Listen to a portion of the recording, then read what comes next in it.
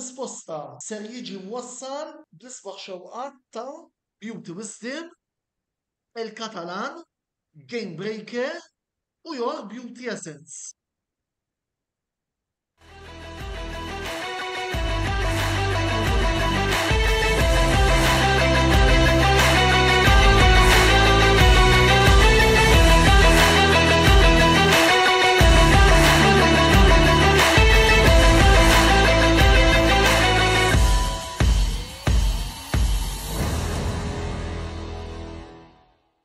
Antonello Bella jselmilkom u jagħtikom merħba għal 50 episodju mis-sensiela Botta u Risposta.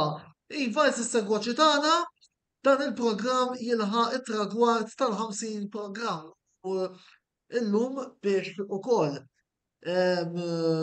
nagħmlu dan nkunu qed nanalizzaw il-kampjonat tal-Formula 1 li kellna din is-sena ma tista' tgħid tliet personalitajiet illi huma distinti fejn jidħol dan l-isport. L-ewwel qabel kollox il-mistieden residenti u membru tat-tim tal-Kamra Sportiva tad-Dipartiment tal-Formula 1 Andrew nsellimlek. Insellimlek Antonello, passoltu nirringrazzjak tal-istedina għal dan il-programm u nittama li tinsab tajjeb. Imħabdejn imma mixin ħanejdu hekk u l-unur tal-50 programm kien imiss il-Formula 1 dru. Iva, 50 programm mhix ċajta, biex tagħmilhom. Trid il-ħin trid ix-xogħol imma is-sodisfazzjon qiegħed. Fuq il-panel magħna apparti Andrew u żewġ toċuħ familjari ħafna magħkom id-dilettanti tal-Formula 1 fuq naħta fuq ħdejja fuq il-lemin il-ġurnalista akkreditat mal-FIA u kif inħobb insejjaħlu jien il-guru tal-Formula 1 fix-xena lokali Pier Vella u fin-naħa t'isfel fuq ix-xelluk ex-ġurnalist ta' fuq ukoll gazzetti lokali kif ukoll sewwieq tal-Hill Climb Flo Anastasi li minn issa nixtieq nirringrazzja tal-li l-lejla oġobhom jingħaqdu magħna għal dan il-programm. Programm mimli daqs spajda li nfakkarkom kull min jixtieq jintervjeni fih jekk tisqas xi domanda lil Pierre jew lil Joe jew lil Andrew jista' jagħmel dan fis-sezzjoni li għandna miftuħa apposta likom fejn jidħlu il-kummenti. Qabel ma nibdew id-diskussjoni bl-introduzzjoni ta' Andrew, ħalli mmorru naqra lura u nitnaqa' ħarsa lejn il-klassifiċi finali illi kellna fejn jidħlu sewwieqa u kostrutturi. Klassifika finali tal-kampjonat tas-sewwieqa Max Verstappen 575, Sergio Perez 285, Sir Lewis Hamilton 234, Fernando Alonso 206, Charles Leclerc 206, Lando Norris 205, Carlos Sainz 202, George Russell 167, u mbagħad għandna l-oħra Piastri 97, Stroll 74, Gasly 62, Ocon 58, Albon 27, Tsunoda 17, Bottas 10, Hülkenberg 9, Ricciardo Uzu 6, Magnussen 3, Lawson 2 u Sargent 1. Naraw ukoll il-klassifika tal-kostrutturi, Red Bull Racing 852, Mercedes 409, Ferrari 406, McLaren 302, Aston Martin 280, Alpine 120, Williams 28, Alfa Tauri 25, Alfa Romeo 16 u Haas 12. U wara li rajna l-klassifiċi inħalli fidejk Andrew biex tintroduċi it-tema tal-programm tal-lejla. Mela, insellem l-segwaċi kollha ta' dan il-programm u fl-ewwel parti aħna hawnhekk ħan niddiskutu l-ewwel tliet timijiet li kellna fil-kampjonat tal-kostrutturi li huma Red Bull, Mercedes u Ferrari. Nerġa' nsellem il-Joe Pierre u nirringrazzjakom tal-li lejla naqgħodtu magħna. Fuq il-kampjonat ta' dis-sena fil-verità m'hemmx neċessarjament wisq xi tajt ħlief sitt kelmiet. Max Verstappen u Red Bull Racing, il-ħsibiet tagħkom dwar dan? Nibda Pierre, forsi. Ġan ringrazzjakom tal-istedina, dejjem gostu pjaċir tiegħi li naqas nqatta ftit ħin ma' nies li għandhom għal-qalbhom dal-isport u sport li llum il-ġurnata sar tekniku ħafna, mhux sempliċement tara tellieqa u Naħseb jiena waħda mill-affarijiet sbieħ li l-Formula 1 mhuwiex il-kampjonat, imma l-Formula 1 hija storja li bdiet fl-1950. Ġew ilu imur jara Grand Prix ħafna iktar minni u tef ngħidu għax intom semmejtu l-Hickman. Naħseb jiena ġew waħda mill-affarijiet li bħalissa mhux Federin Hiskep, ta' naħseb jiena a very big head huwa il-parteċipazzjoni tiegħu barra minn Malta, jiġifieri saret kważi a standing order u li hemm pożittiv ħafna fl-opinjoni tiegħi li inaxilu rawhem ħafna ħolmit ta' ħafna nies li xtaqgħu jagħmlu il-biċċa tax-xogħol u qed jagħmluha. Naħseb minn dak ir-rigward jiena dejjem ngħid li aħna u Malta żgħira żgħira naqal kbira fejn titħol motorsport lokali u akka l-Formula 1, imma sfortunatament meta niġu għal ħafna appoġġ m'għandniex. Imma llum ma sepp ma ġiet nitkellmu dal-rigward qed nitkellmu dwar il-konsistenza tal-isport, il-konsistenza tad-delizzju ta' dan l-isport u kif tajjeb inti Andrew kellna dominju assolut ta' Max Verstappen u Red Bull. Biss jiena dejjem hekk ngħid speċi ta' il-Formula 1 dejjem kien hemm ċiklu, ġifieri jekk immorru statistikament immorru lura dejjem naraw it-timijiet li jagħmlu perjodu li isma' they get their car right u jibqgħu għaddejjin biha il-bixxa tax-xogħol. Ġifieri in a way stennejn jagħmel banda l-oħra. Naħseb jiena l-iktar ħaġa l-iktar żewġ affarijiet laqtuni kienu kemm evolva Max Verstappen, issa mhux se nidħol fir-relazzjoni li għandu tfajla sura ta' nies, ġifieri u t-taħwit li kienet jagħmel qabel, ġifieri dik forsi nitkellmu iktar tard fuq għadi. Imma ġifieri naħseb hekk hemm il-konsistenza tiegħu u d-determinazzjoni tiegħu u naħseb jiena he didn't get one foot wrong lif naħseb il-kombinazzjoni ta' tim li kellhom ġewwa Singapore, mother than that too.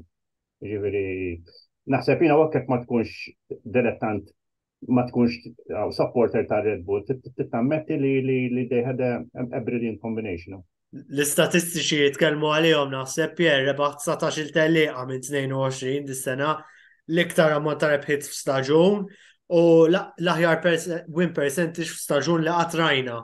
Naħseb seżitor.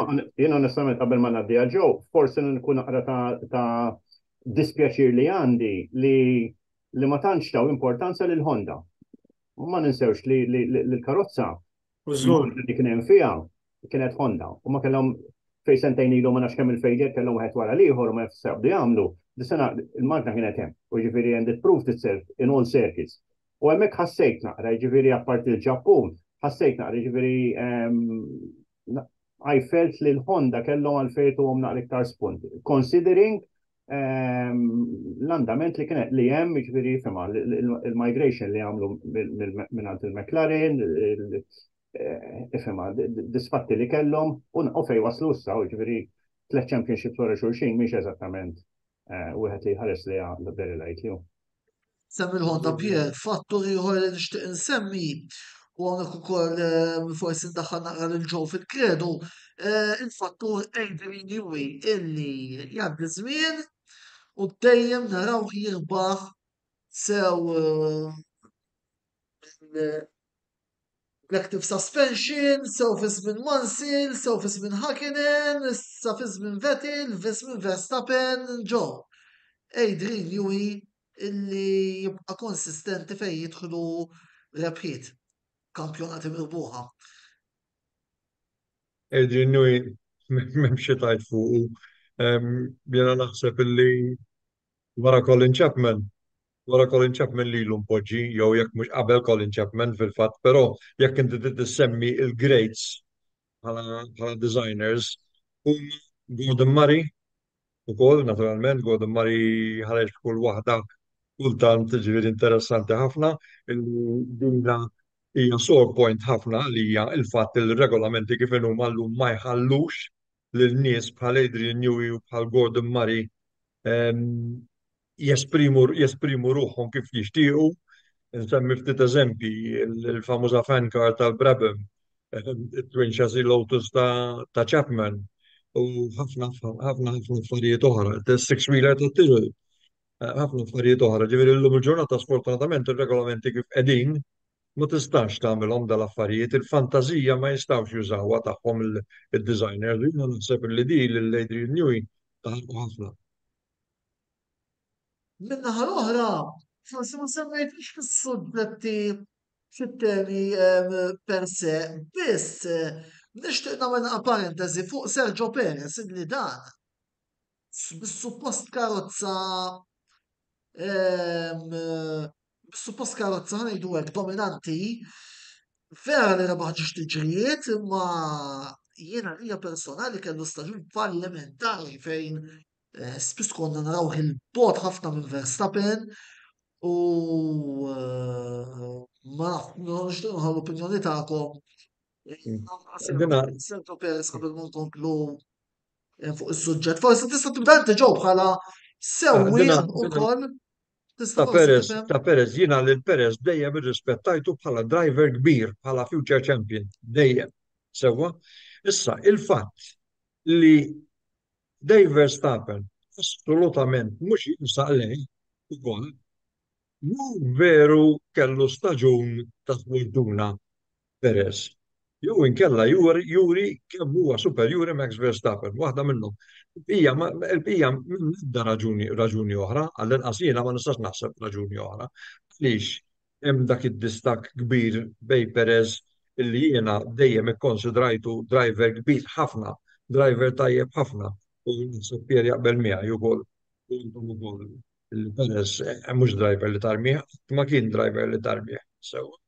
Għaliex hemm dat distakk daqs dinja, jiena ngħid li bil-fors hemmhekk juri u ma nħodux ngħidu ħafna li għax jiffavorixxu l-Verstappen u għax karozza u seba' fuq dal-affarijiet dawna tal-ħolm dejjem sewwa.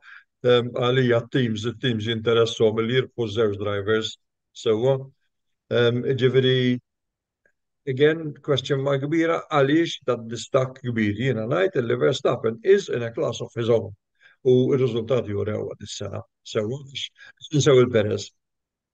Il-Mercedes narmuhom, il-Ferrari narmuhom, il-McLaren narmuhom. Żgur li tistax tarmihom, biss jiena nsemmi medja waħda. Il-medja tal-kwalifiki li kellu Verstappen dis-sena kienet 2.75 fejn kiseb 16 pole u 12 pole jekk teskludi sprint. U la kwalifika kienet il-Saudi meta spiċċa 15. Li ma ninsewx kellu drive shaft failure dik Eżatt. Sergio Perez kellu medja ta' 8.21 illi ifhem żewġ pole positions li kienu fis-Saudi u f'Miami imma ġieli anke rajnieh ma jaqbiss it-tieni kwalifika. Ma ġewet naqbel ħafna, biss naħseb jiena waħda mill-fatturi b'saħħithom li hemm bħalissa fil-Formula 1. Aħna qabel konna ngħidu isma' x'is-setting tal-karozza ta' wieħed u dak għamlu l-ewwek, dak għamlu l-ewwek. Jiġifieri aħna fl-antik min isegwi l-Formula 1 dak nafu li iċaqal u l-weight ġol karozza biex jizbilanċawha ħalli id-driver tajli ma da mhux tim wieħed imma ħanajlek mhux tim wieħed imma dejjem ikun hemm xi ħadd ikun naqra preferut. Illum il-ġurnata naħseb il-logħba beda fuq il-mind games. U jiena nħoss li ir-Red Bull inħasdu li sa ċertu punt raw il-Sergio Perez tara jiġri fil-bidu tal-kampjonat. Ma ninsewx fil-bidu tal-kampjonat kienet issupera bil-punti lil Max Verstappen. U jiena kont l-ewwel wieħed qed tisma' d-dara. Il-karozza donnu qed iħoss iktar minn Max Verstappen. U mbagħad l-feżad imdejna naraw il-bilanċ. Ixlet u tajt orrejt, għanteħ ċans telli, għanteħ ċans t-tini telli, għamma xġara f'daw it-tli b'karozzi oħra, forsi snot his track, kif għal tajjeb ġew, ma ninsewx li Sergio Perez kien ippikjat mill-McLaren. Għal don wieħed biss, apparti li kien tajjeb, li kien wieħed mill-esperti kif jiddomina t-tajers. U fl-opinjoni tiegħi għadu hemm, jiġu dak talent li għandu, issa biex tiddomina t-tajers, speċjalment karozzi dak ir-rigward, mhix xi ħaġa faċli. Jiena nemmen li u fit-tim ma kienx komdu, għavolja noqgħod ngħidu smarta kien jappoġġa, ma ninsewx li Helmut Marko ma tantx kien joqgħod jomodhom l-affarijiet. U dawn l-affarijiet niftakru Nico Rosberg u Lewis Hamilton. Jekk nibda nsemmilek id-drivers għandna naħseb il-programm kollu. Dal-mind games hija tattika li saret tintlab ħafna fil-Formula 1. Illum il-ġurnata tara driver ħirex mill-karozza tajda minn fejn ħirex minn ilu sizzjatri minn xawer, jiġifier m'għaddix naraw in-Nigel Mansell nizel ma l-istart u jħossu ħasradin u jħossu mill-karozza u tara kulħadd tasra blara. Mela, the next thing that you can be them is a mind game. And mind games, il-moħ Jekk int kapaċi iddaħħal dubju, tajt isma' ma dat-tim veru qiegħed warajja, imma isma' dat-tim veru tituni karozza tajba, I can assure you that your performance will go down. Mhux qed ngħidlek li dik seta' tkun ir-raġuni, biss deep in my heart kieku kien driver ieħor kon ngħidlek iwa ta'. Imma naħseb jiena Sergio Perez ma kienx ħaqqu forsi trattament.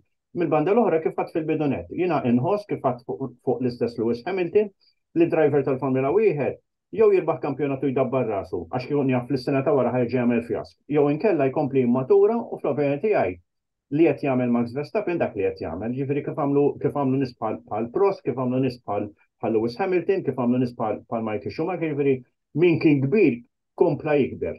Biss dejjem il-fattur li għandek karozza tajba. Ġifieri semmejtu l-Adrian Newey. Adrian Newey jisna kelli xort intqajt darbtejn miegħu fl-uffiċċju tiegħu. U dar raġel taffaxxina ruħu. Jiġifieri iktar ħaġa li laqtitni jien kemm hu modest. Jiġifieri dak li qed tkellmu u jbaxxi wiċċu l-isfel. U nibda naqdej ta' speċi da għalija jien wieħed mill-ġenji bħal Harvey Postlewhite, bħal John Barnard, jiġifieri Gordon Murray, daw kollha stiller tal-Formula 1. Illum il-ġurnata, ifhim ħalli nkunu sinċeri. L-lum ċert għandhom iktar biex jaħdmu id-design. Biss mill-banda l-oħra ma tistax il-fatt li taraħ da tilgħu niżel il-grid. Qed ħares lejn karozzi l-oħra ħalli jara l-oħrajn x'edin jagħmlu jmur lef fuq il-ħass li jiġifieri karozza li qiegħda wara netta l-grid. Naħseb jiena tara kemm hu kbir dan ir-raġel u naħseb li iktar ħaġa kemm hu sempliċi fl-atteġġament tiegħu. Ġifieri minn dak ir-rigward. Biss imbagħad ta' fejn bidel il-karattru tiegħu meta itfgħu ġo karozza jsuqu, speċjalment xi karozza li jkun iddiżinjaw, jew xi lejtin house jew xi waħda mill-karozzi tiegħu, u hemmhekk you see a different Adrian Newey. Hemmhekk taraħ joħroġ mill-karozzi jisu sliper ta' 12 sena, jisu ħak xi kaxxa birra u ma jafx minn fejn sejjer. Hemmhekk veru joħroġ il-karattru tiegħu forsi li aħna ma narawx fuq il-television. Naħseb nixtieq inżid punt tantu l-normali għal Joe ta' Verstappen superjuri. Fi verità Verstappen kellu kemm il-teammates ormai kellu xi 3-4 f'kemm ilu ma' Red Bull u dejjem kellu leġ fuq it-teammates tiegħu, ġifieri ċertu naħseb il-fatt li semma Joe is-superjorità ta' Verstappen, naħseb it's hard to underestimate meta when he's always had the upper hand almost fuq it-teammates tiegħu. Andrew, ma semmejt punt interessanti inti. Ara statistikament kemm ilu beda tim tal-Red Bull. All right? U tinduna li dejjem kien hemm driver, li tefa' driver ta' qabel il-barra, qed nisemgħu Ricciardo Vettel, Carlos Sainz, ġifieri dejjem kien hemm. Intom fil-bidu għattus m'għandek żewġ drivers u tim wieħed. Fil-fatt dejjem ħajkun hemm xi ħadd li ħajolli naqra rasu, ħajolli rasu bla bil-ta' imma is-kapport, ġifieri bħalissa x'qed jagħmlu Red Bull. Bħalissa Red Bull qegħdin jippruvaw ibenġlu il-diżastru u il-mod kif ħadmu ma' Ricciardo, innotaw bħalissa staġabuh lura ta' Alfa Tauri, qed iżemmu li ħajdu għax Max Verstappen li jsuq miegħu għaliex. Għax biżmien Vettel għamlu gaffa ta' nobis fl-okrawda li għenuh u fl-opinjoni tiegħi lil Sergio Perez dak li m'għamlux kieku kienu intelligenti. Kienu jgħinu il-Sergio Perez, jgħajlu smaġ bin, ħanixbuk naqra, ħalli you come closer and be more competitive. Għaxa kienu jgħafru wara kollox. Max Verstappen ħajħrab bil-kampjonat, s kemm il-magna ma kienx sa taqaflu. Ġifieri Wajja ngħidu kif inhi ħarab bil-kampjonat is-sena. That is part of the psychology how Red Bull works. Ġifieri you either win or else you're out. Memx. U dan ħseb rajnihom diversi drivers bħal blieb. Lawson hemm rajna ħafna drivers u ġifieri kienu fil-skwadra tagħhom u da malix kien ħsieb malix kien żball suq għali Lawson ma hemm l-ebda żball jitamma insomma. Lawson iktar ġie bħala stand-in fil-verità. Eżatt, u nemmel fil-futur irridu naraw iżjed minn William Lawson biss biex anki nibdew neqilbu naqra il-paġna u ma nħallux il-ħin jaħrab bina. Nitkellmu fuq il-Ferrari. Dis-sena kien l-unika tim li rnexxu li jirbaħ telqa propja dik ta' Singapore permezz ta' Carlos Sainz. Biss minkejja dan il-Cavallino xorta spiċċattilet fil-kampjonat tal-kostrutturi. Kif tiġġudika l-istaġun tal-Ferrari? Naħseb jiena il-Ferrari għandhom di tendenza mhux mill-istata minn dejjem, ġifieri minn Marco Piccinini, ġifieri Jina dejjem inqabbilhom il-Ferrari, taf li nisimpatizza magħhom imma hawnhekk speċi mhux qegħdin ngħidu minn is-support ta' kull ieħor. Il-Ferrari m'hemmx għaqda, jiġifieri kulħadd qed jaħdem letteralment kulħadd qed jaħdem għal rasu. Jiġifieri dat naraw nies ġejjin u sejrin, issa ġedin jgħidu li isma' s-sena d-dieħla ħajkun hawn xi 12 engineer ġdid. Isma' get your house in order. Jiena nemmen li team prestiġjuż bħal dak, team prestiġjuż bħal dak, meta mexa l-qoddim, kien hemm fattur wieħed. Kellhom bniedem li timexxi t-tim li kien tirant, li kien Jean Todt. Sewwa, meta kien hemm Jean Todt. Sewwa Luca de Montezemolo, Stefano Domenicali u Mattia Benotto l-ebda wieħed minnhom. U f'dak ir-rigward, xi ħadd trid biex tirbaħ.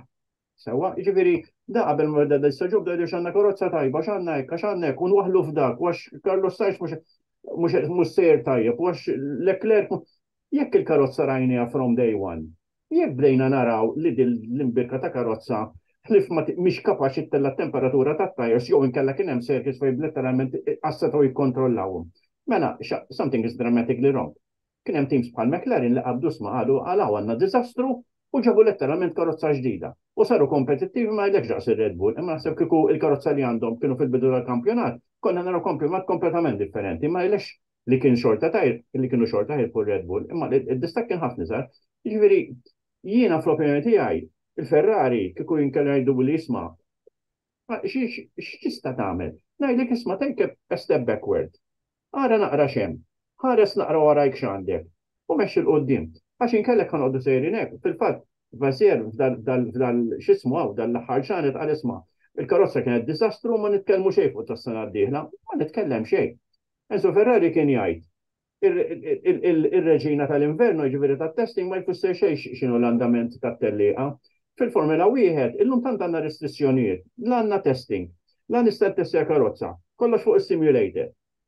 Ġifieri altru li karozza tkun perfetta, ġifieri qabel kien ikun nisma' mort it-testjajt u t-testjajt law u karozzi għal 2-3-4. Ġifieri jekk m'hemmx unjoni u kulħadd veru jixtieq li jirbaħ, nimmaġna li hemm ta' jiġu.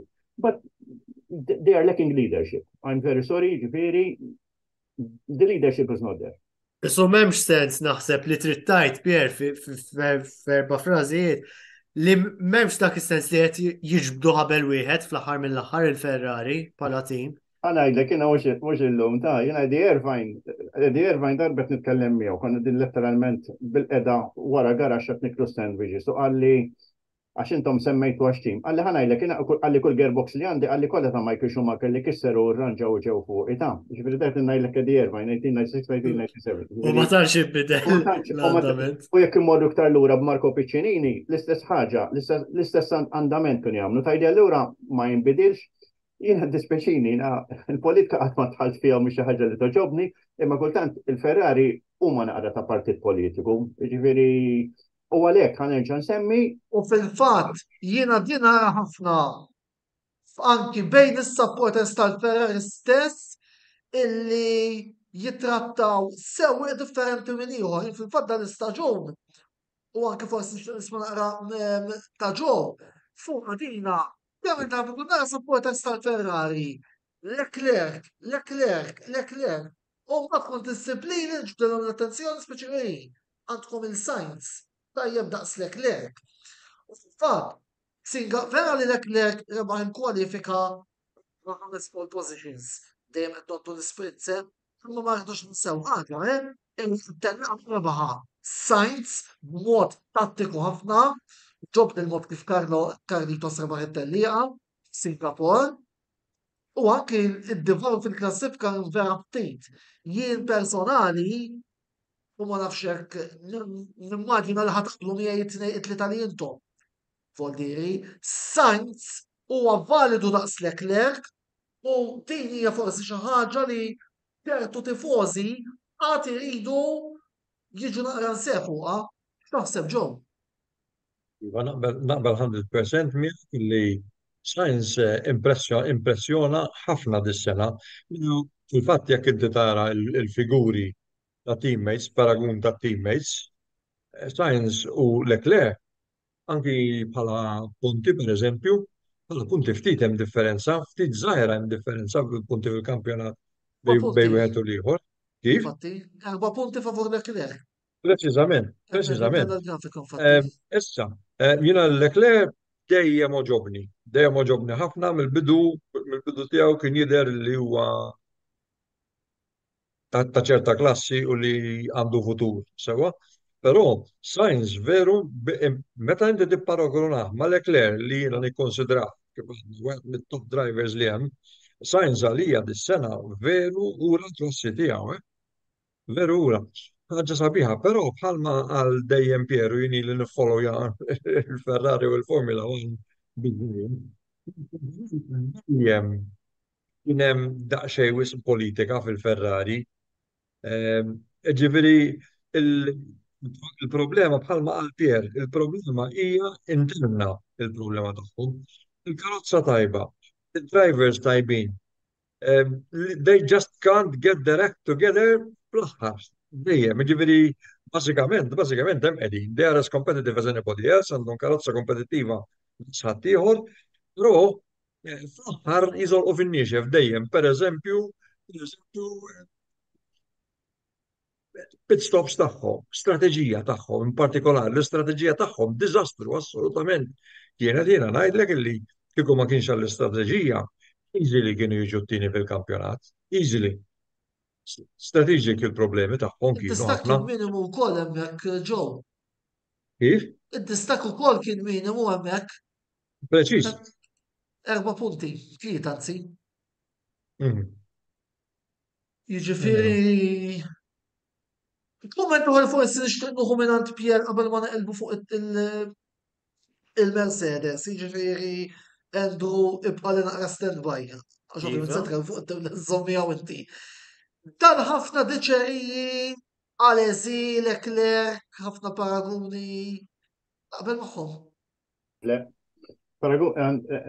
il-paraguni qatt ma fil-format ma tistax tagħmel paraguni. Jiġifieri dabħal meta jgħidu minnu l-ikbar driver li kien hemm fil-Formula 1. Jekk tippermettilni meta jgħid paraguni fis-sens illi Leclerc bħala Alesi għandu għal qalbu l-Ferrari, imma ma tistax waħda tajba. Dak is-sens.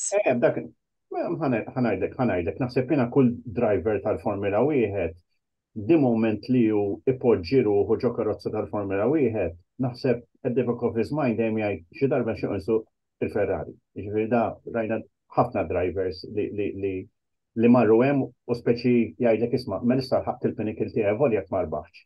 Jiġifieri mill-ta' comparisons ħallina jiġifieri aħna inħarsu lej drivers kbar. Inħarsu lej drivers kbar min jgħat magħna, min m'għadux magħna. Biex jiena dejjem inħobb insemmi fil-fadda l-aħħar reġgħet telat fuq Facebook.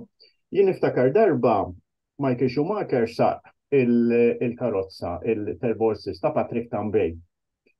U għamel l-anaf 5 laqqas 6 laps kif ħareġ minn dil karozza għal daw kienu mġienen ma kien isuqhom daw il-karozzi, għaliex għax sa ċertu punt, jiġifieri ma rrid inneħħilhom l-ebda disrispett id-drivers tal-lum. Imma naħseb id-drivers tal-lum compared ma' drivers ta' forsi late 70s u qabel they have a walk in the park. Sewwa, jiġifieri illum il-ġurnata meta ħana konna ngħidu sma' Monte Carlo taqleb il-gerijiet 3500 darba u tispiċċa bidejk jiġifieri u blingwan tirrepja tiegħu ħaġa waħda, jiġifieri hemm ħafna affarijiet li l-affarijiet inbidlu. Sewwa, having said that, ħanamluha ċara. Jiena kull ma għamilt 5 laps ġo karozza tal-Formula ma' Fernando Alonso, nissigurakom kif għamilt 6 laps kont immut. Jiġifieri f'dak ir-rigward ma rrid inħejlhom l-ebda mertu. Biss mill-banda l-oħra, il-fatt li ikollok l-appoġġ tat-tim huwa importanti. U again, semmejt il-Perez fir-rigward tiegħu ta' Red Bull. Naħseb jiena l-istess ħaġa ma' Carlos Sainz qed jiġi fil-Ferrari. Dal-aħħar ġranet fil-li din ngħidu sma' ħanġeddulhom ħaġa oħra. Issa mela ħanġeddu l-Leclerc kullu Carlos Sainz għadda ma nfussa nagħmlu. Wieħed trid jara kif għattejjeb inti Antonello, niżlu naqra, mela kampjonat spiċċa, ejja naraw x'għamlu. U jiena ma nħares lejn ir-riżultat, jien inħares l-andament tat-tellieqa. Għax inti waqt il-leps li inti għaddej, kull lep li qed tagħmel sewwa, hemmhekk trid tiġi tiggejġjah, tgħidli ma l-punti jsarfu, ma isma' jekk inti kellu inċident li forsi qas kien it-tort tiegħu da spiċċa ġol barrier jew waqt il-kaġġew ħaġa oħra. Imma qabel x'kien qed jagħmel. U kif qed tajjeb inti, naħseb Singapore, ngħidu li Red Bull iddeċidew li jtuna one-off.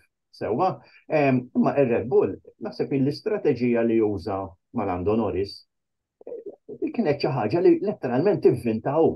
And for Christ's sake, we have to give him credit għax ġifieri karozza tal-Formula 1 għaddej b'dak l-speed, mela qed titkellem l-engineer, qed taqleb il-brake balance, qed tara l-kantuniera li inti ġejja u hija ġo Singapore, ġifieri l-inqas balliħa tagħmel ħadbus il-barriers. You have to give the guy credit too, ġifieri. Andrew, Mercedes, it-tim tiegħek li ovvjament id-domanda ħanibda bik. Mela, naraw għal-bilanċ ta' dis-sena għat-tim ta' Toto Wolff. Sir Lewis Hamilton, pole position fl-Ungerija u 6 podi. U t-tielet post fil-kampjonat tas-sewwieqa. 2 podi għal George Russell u t-tieni post fil-kampjonat tal-kostrutturi. Biss, speċjalment Hamilton, rajna kemm il-darba jilmenta fuq il-W14. Kif tqisu l-istaġun tal-Mercedes? Falliment assolut. M'hemmx l-ebda kliem oħra li għad diżappunt totali laqqas xammew rebħa dan l-istaġun. Kif tista' tgħid li kienet xi ħaġa oltre apparti falliment. L-sena karozza bdiet ħażina ħafna, żviluppawa naqra l-hawn u l-hemm, imma jiena inħoss li it-tim huwa mgerfex bid-direzzjoni li jrid jieħu ma jidir xċar x'inhu l-pathway għal qudiem jien m'iniex konvint tas-sena d-dieħla xejn. Tista' telabora ftit fuqha din, interessanti. Jien ħossem ħafna kumment, ma nafx forsi l-medja testaġeraħiex xi ftit, imma inħoss mill dak li qed jingħad hemm barra iżu m'hemmx konvinzjoni. Ħafna tamiet, ħafna kliem, imma fil-verità ma ħox li qed naraw progress ċar. Jiena li sa ċertu punt kienu fortunati li spiċċaw it-tieni fil-kampjonat. If anything inħoss li lejla ħar tal-istaġun kienu l-Ferrari li kellhom l-upper hand u għalija dan staġun diżappuntanti immens. Issa oħra vera, Repotelli xorta kien diżappunt enormi. Issa mhux tal-li ma repux telliqa, tal-li laqqas biss kellhom xaqta ta' maħlif forsi f'Singapore li jirpu telliqa. Diżappunt kbiru. Dan tim li tippretendi li qed jimmira għal-rebħiet ġimgħa wara ġimgħa. Vera mhux sejba kull telliqa, imma dik hi l-mentalità. Diżappunt kbir, veru, kif qed jgħid Andrew. Il-banda l-oħra, inti tajda lill-Alfa Tauri, jew lill-Williams, jew lill-Alfa Romeo, kemm jixtiequ l-spiċċaw it-tieni jew it-tielet. Mid-darba u fina meta nitkellem hekk, I'm speaking in relative terms, ovvjament. In relative terms, il-paragun kollu differenti, il-Mercedes qed jimmira biex il-kampjonat. Preċis, in relative terms, preċis, huma marru lura preċiżament u ma nixxi ngħidu. Il-fatturi għaliex marru lura minni ma nistax ċari. Dak kull punt li qed ngħid qisu li ma nħoss li hemm direzzjoni ċara. Se jirbħu mi aħjar karozza, kemm se tkun aħjar next event, kemm se tkun aħjar next season. Mek smajna minn Toto Wolff, minn Hamilton, minn kollu kimmuma.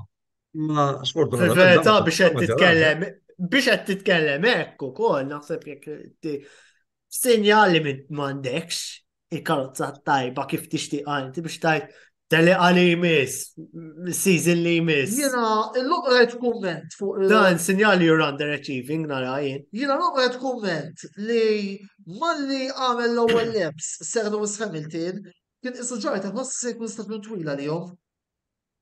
Di dejjem di mhix sorprendenti daw wara l-ewwel 4 dawriet saru jindunaw.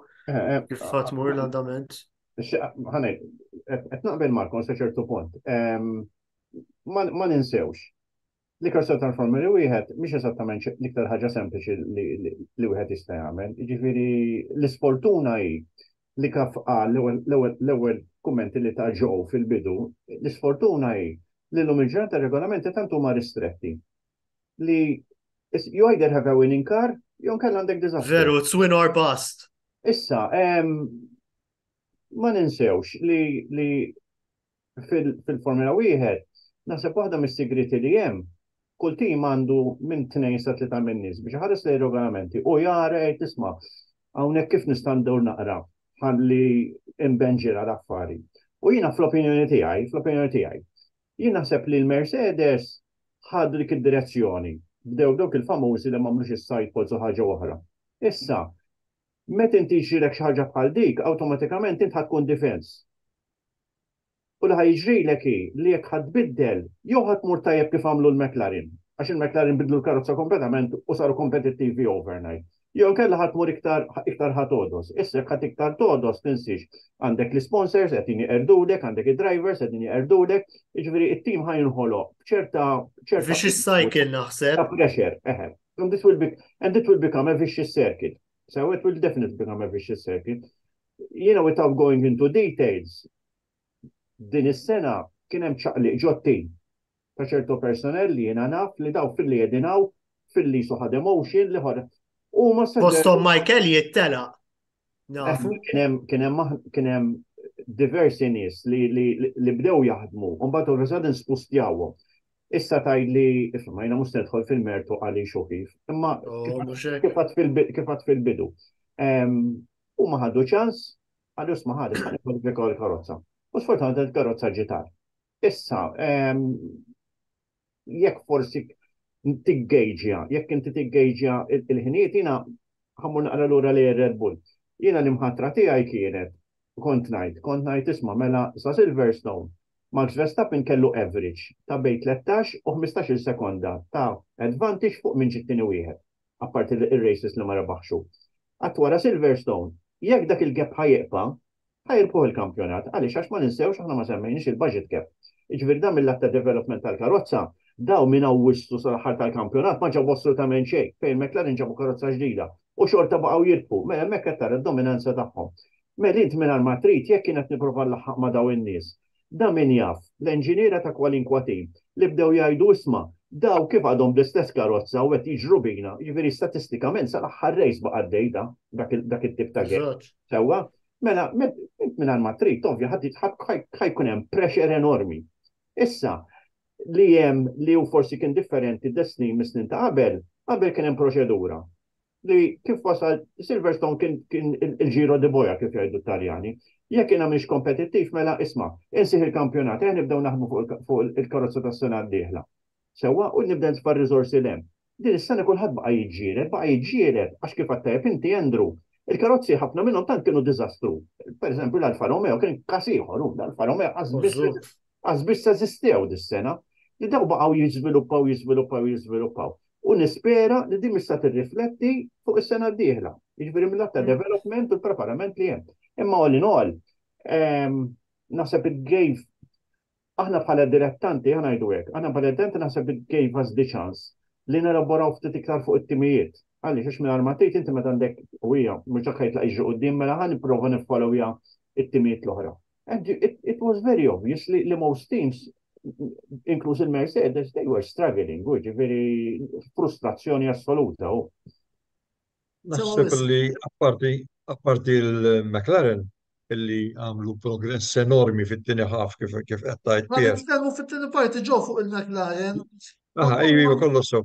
Naħseb apparti minnhom però naħseb li l-iżjed tim li hawnhekk qed nitkellmu fuq teams li marru diżastru u li teams li marru l-aħjar. Naħseb wieħed mit-teams li veru irranġa kien il-Williams dal-istaġun. Ħan nitkellmu l-set il-qoddim. Ħamar waqfa sira tal-programmi 3 minuti kemm kull ċans neħdu tazz-silma wkoll. Għawmana il-għaliex fit-tieni parti tal-programm ser naraw il-voti li tajna it-tim kollu tal-Kamra Sportiva l-ewwel individwali u mbagħad medja. Ħan nitkellmu wkoll fuq il-McLaren, fuq Fernando Alonso, fuq il-Williams, għadlina ħafna kien ngħidu. Għaldaqstant, għawmana.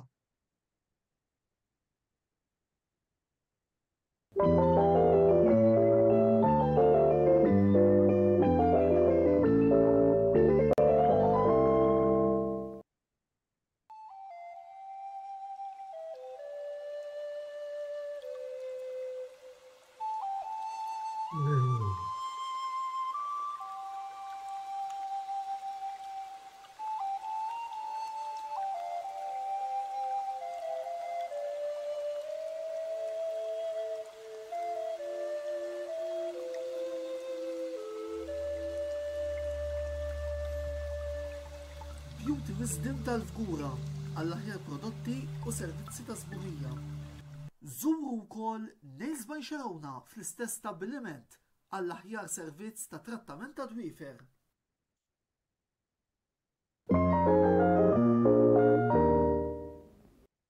Wasal eluq żmien ommok, missierek, jew xi ħadd minn tal-familja, għandek xi okkażjoni jew xi attività mal-ħbieb u trid issib restorant tajjeb b'ikel ġenwin u prezzijiet qalbu ta' kulħadd?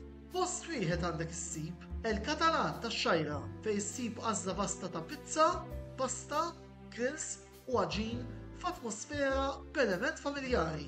Għal bookings ċempel fuq 21-800 997 jew żur is-sit tagħna għal iżjed informazzjoni. El-Katalan, ir-ristorant għalik.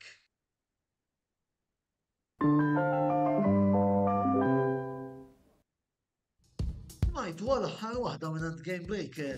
Jekk tixtru rigal tal-minit minn għandhom u tħalluh fl-istabbiliment tagħhom ġewwa bil-Kirkara, ejjew nhar 23 u 24 ta' Diċembru li ġej fl-istess ħanut. U ser ikun ħadd iżjed minn Santa Claus li ser ikun qed jagħti rigal tal-miliet lin-nefs tagħkom. Mela d-darba għamlu tmani ċtru rigal minn Game Breaker u mbagħad ħallu f'idejn l-istaff qabbli tagħhom biex jagħtukom esperjenza unika għal matul dan iż-żmien tal-miliet li ġej. Game Breaker, l-aqwa logħob tal-PlayStation, Xbox u Switch.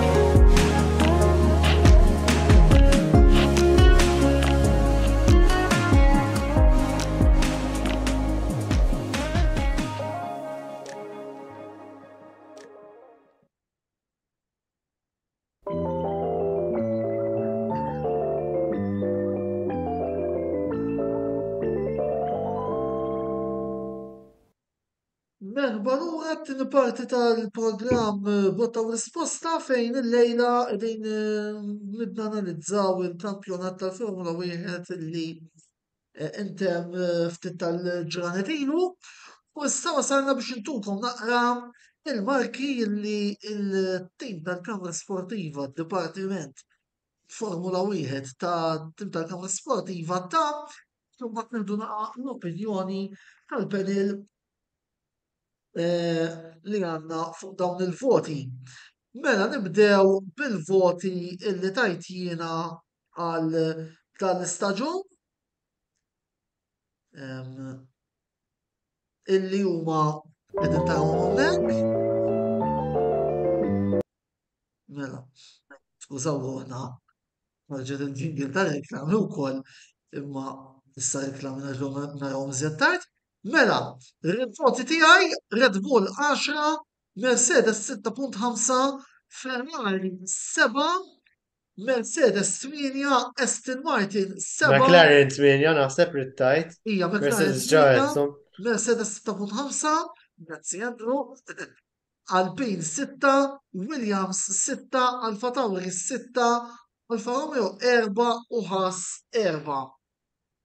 Il-voti ta' Andrew min-naħa l-oħra għandna ir-Red Bull 10, 6 għal Mercedes u għal Ferrari, 7 għal McLaren, 5.5 l Aston Martin, 5 l-Alpine, 7 għal Williams, 6 għal Alfa Tauri, 3 għal Alfa Romeo u 3.5 għal Haas. Il-voti ta' Wayne Micallef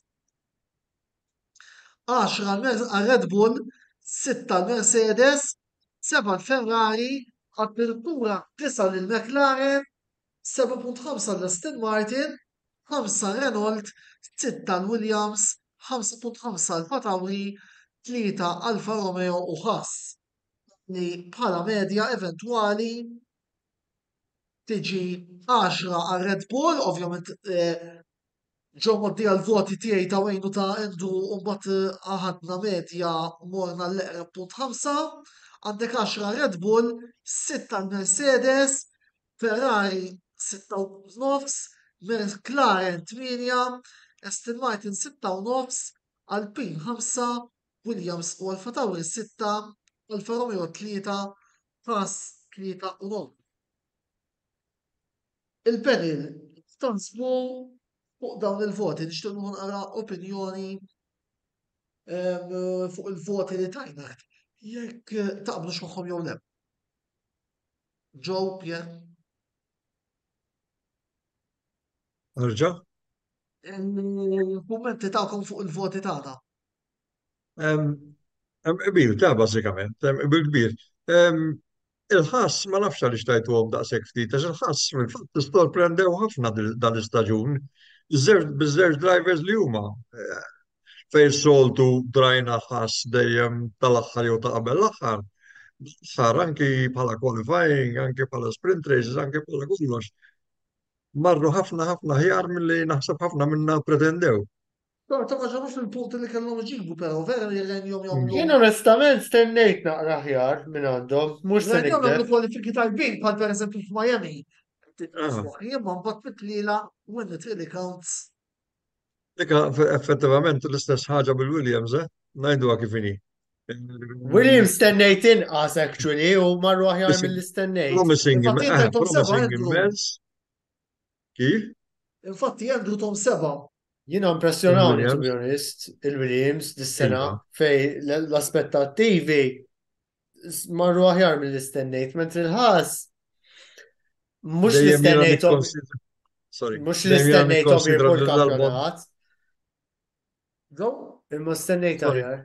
Għajd li Dejjem ġo, nikkonsidra l-album bħala ċampjon tal-futur, Għalija jipprometti immens album, hekk inħossu jien, issa ma nafx taqblux miegħi, imma promising immens, tifel kellu bżonn ituħ karozza tajba. Bidu still out. Naħseb jina l-iktar li il-ġudizzju tiegħi naħseb l-iktar li għalef kien viċin ta' Wayne mikallef għax biex jina forsi kont nisimplifikom iktar. L-uniku ħaġa kif qal Joe li kont nivvota differenti, speċi ta' 3 punti li l-Alfa Romeo u l-ħass. Naħseb jina l-Alfa Romeo għas kont intihom 3 punti. ġenerus, to be honest. Infatti jien l-ar li tajtom l-Alfa Romeo kien. L-alfa wattim li jżommi għawen fil-fat li ta' Tom. Bis mill-banda l-oħra, naħseb jina fil-graduatorji, ġerkat naraw kif ġew bħala kostrutturi, ġifiri għandek ovvja Red Bull edin hemm. Issa, mbagħad fit-tieni post għandna l-Mercedes. Aħna jdu kif inhi, kultant inti il-punti tal-kostrutturi tirbaħhom skont il-punti li jġib id-driver. Issa, Carlos Sainz kieku ma rebaħx Singapore, kieku kien ħajkun ħafna iktar għar mill-qiegħed. Ġifieri wieħed irid iħares naqra li l-performance ta' tim. Għalhekk jiena fil-bidu semmejt għad tisma' il-punti jgħoddu għax il-punti llum il-ġurnata they boil down to millions, ġifieri minn dejjem kienu ta' biex saru iktar importanti.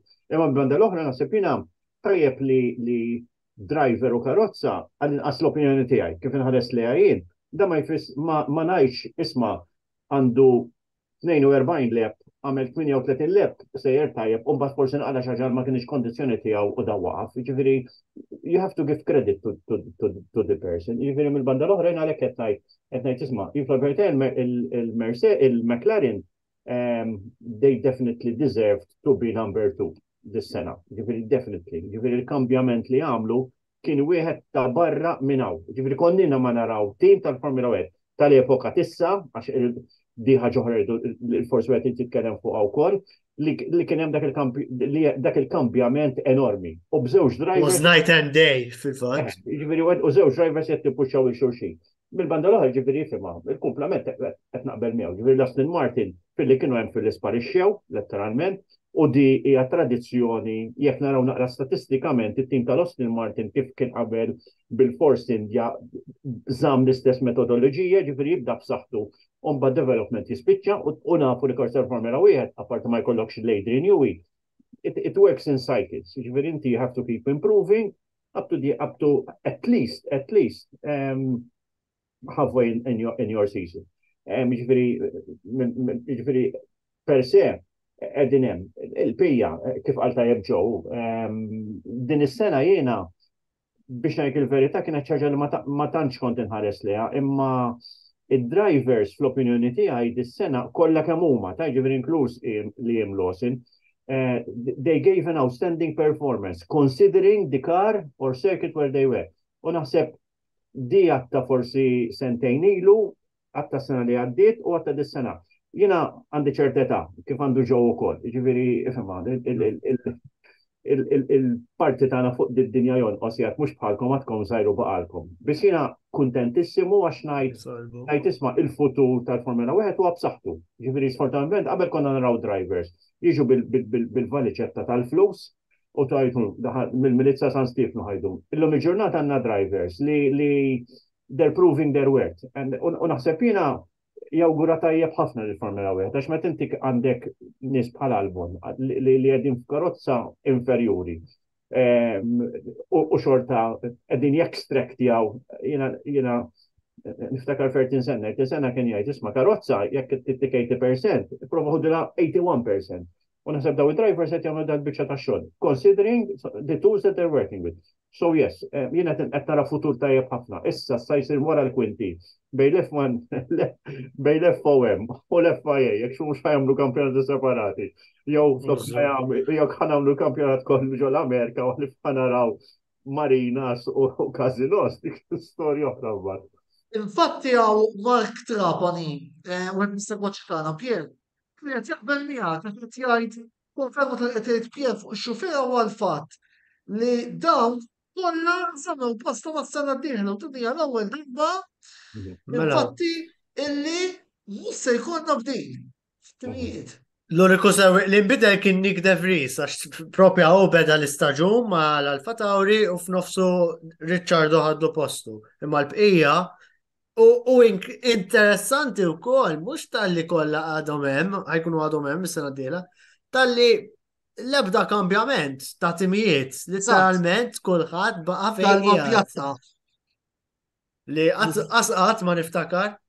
L-uniku differenza ħajkonna change of name tal-Alfa Romeo. Eżatt, ta' change of name. Forsi statistikament ħadd jgħidlek isma' ma bidel it-tim, imma kif qed intajdu. Xorta bħatibqa'. Mhux bħal sena l-oħra, pereżempju Alonso mar minn Alpina l Aston Martin dak it-tip li rrid ngħid jien m'hemmx dak it-tibdil dis-sena. Mela, Sena d-dieħla. fuq l-argument li miss Joe. Issa, jien ħanajdek tiegħi fuq il-McLaren u inti jgħid li taħsibha. Orribli sal-Kanada, eccellenti mill-Awstrija lem, bil-qofol jasal bil-rebħa Oscar Piastri fl-sprint tal-Qatar. Taqbilx ma dan statement u minn dak li rajna dis-sena. Jonqoshom il-McLaren issa fl-aħħar narawhom rebbieħa fl-24. Mela, bażikament qed naqbel miegħek 100% li meta tipparaguna l-aħħar ftit races tal-istaġun mal-ewwel ftit races tal-istaġun tal-McLaren fil-bidu kienu tista' tgħid isfel nett mal-Haas, mal-Alfa Romeo, mal-Williams, mal-Alfa Tauri, eccetera, eccetera. Right? U f'talt kienu second best. L-ebda dubju illi l-aħħar ftit races il-McLaren kienu second best. Kemm huma drivers ġifieri. Rusija Norris. Norris li hija question mark kbira. ħafna supporters ta' timijiet oħra, speċjalment bibtijaj ta' Velocity Sports Racing li nixtieq insellem. Illi u jista' konferma l-komendu fuqha għax jidħol involt f'din iċ-ċett li għandna li dejjem itsekuni Norris is-new Coulthard. New Coulthard. Dik il-biża tiegħi wkoll, sfortunatament. Nem li kultant jipprometti dat-tifel u kultant le. Naħseb li rridu ntuħ ftit iżjed ħin. let's face it, kemm ilu issa, Issa għax kemm ilu għadha fis-sitt sena kemm ilu għawx. karozza tajba, kemm ilu karozza tajba, ejja ngħidu għak minni. Però, m'hemm l-ebda dubju ta' il-ċerdulu tiegħu, il-klassi tiegħu hemm qiegħda. Sewwa, però is he a great or will he be a great jew le? Għada question mark. Meta nara ċerti drivers oħrajn, semmejt l-Albon jien, per eżempju, semmejt l-Albon tat naraħ jipprometti jien, illi veru nixtieq naraħ karozza tajba. Per eżempju, Imsemmi minix qed mal-Ferrari ngħid fil-futur Albon. kif? X'inhi? Albon imsemmi mal-Ferrari fil-futur. Naraw, naraw. Però ma jridux jafġu, Le. kif diġà tkellimna l-problema tal-Ferrari. Nafu ġini, lajja l-karozza u waqqas mija drivers, sewa il-problema hija interna. Il-problema hija id-gerfix u nuqqas taqbil intern ta' bejnietom li huwa pekkato kbir għax Ferrari bħalma nafu huwa tim kbir immens. Qed tifhem? Id-drivers bħalma għadna m'hemm l-ebda dubju minnhom, l-ebda wieħed minnhom u Sainz proved himself iżjed dis-sena jekk kien hemm xi ħadd li kellu dubju fuq Sainz wara l-performances tiegħu dis-sena żgur m'għandux ikollu. Leclerc jiena għalija Leclerc dejjem oġobni immens, dejjem rispettajtu ħafna bħala top-end driver assolutament. Sewwa ukoll, ġifieri bħala drivers hemm qegħdin il-Ferrari. Il-karozza żgur m'hemmx tikkritika fiha, sempliċement li jafġu partikolarment waqt it-tliela. Għax bażikament il-karozza, il-ċedru tagħha hemm qiegħed, il-potenzjal hemm jidher, sfortunatament they just can't get their act together kompletament. U nixtieq li jkunu hekk u kollox. Iżjed ma jkun hemm teams the top end kollha flimkien, kollha jissiltu flimkien, ħaf nisbaħ jekk aħna naraw staġun bil-Red Bull, bil-McLaren, bil-Ferrari, bil-Mercedes, l-erba kemm huma u forsi Alonso kollox jiena bħal Pier Alonso għalija u għajdil kbir tiegħi sewwa. Tifhem? Nixtieq nara l-Alonso magħhom ukoll ġifieri, qed tifhem u dak ikun staġun ideali. Imma daw l-affarijiet ma tistax tajt, issa naraw bir-regolamenti bħalma semma Pieru semmejt jien ukoll diġà. Jien biex ma' regolament stringent li hemm bħalissa il-karozza bil-fort trid tkun V6, bil-fort trid tkun l-istess bore, bil-fort trid tkun l-istess stroke, bil-fort trid tkun l-istess V-angle, bil-fort kollox l-istess. Tant ngħid, kieku tisbuħħhom kollha ħomod ma jkun jaf li minn Mercedes, li minn Red Bull u li minn Ferrari minnhom sfortunatament, u dik huwa kawża ta' regolamenti kif huma bħalissa, illi ma jagħtux lid-designers bħal Adrian Newey, ma jagħtuhomx il-freehand li kien hemm fl-antik. Imma sanut li noqgħod nitkellem fuq l-antik, għax kulħadd jgħarni għax noqgħod dejjem nitkellem u nipparaguna l-antik, imma ma tistgħux ittu tortu x'wieħed. Imma insomma. Pier, l-istaġun ta' Skarpjastri. Jiena lija sodisfaċenti u kif. Imma inti kont qed tistenna li se nkunu qegħdin nikkummentaw dal-pożittività kollha fuq l-Awstraljan?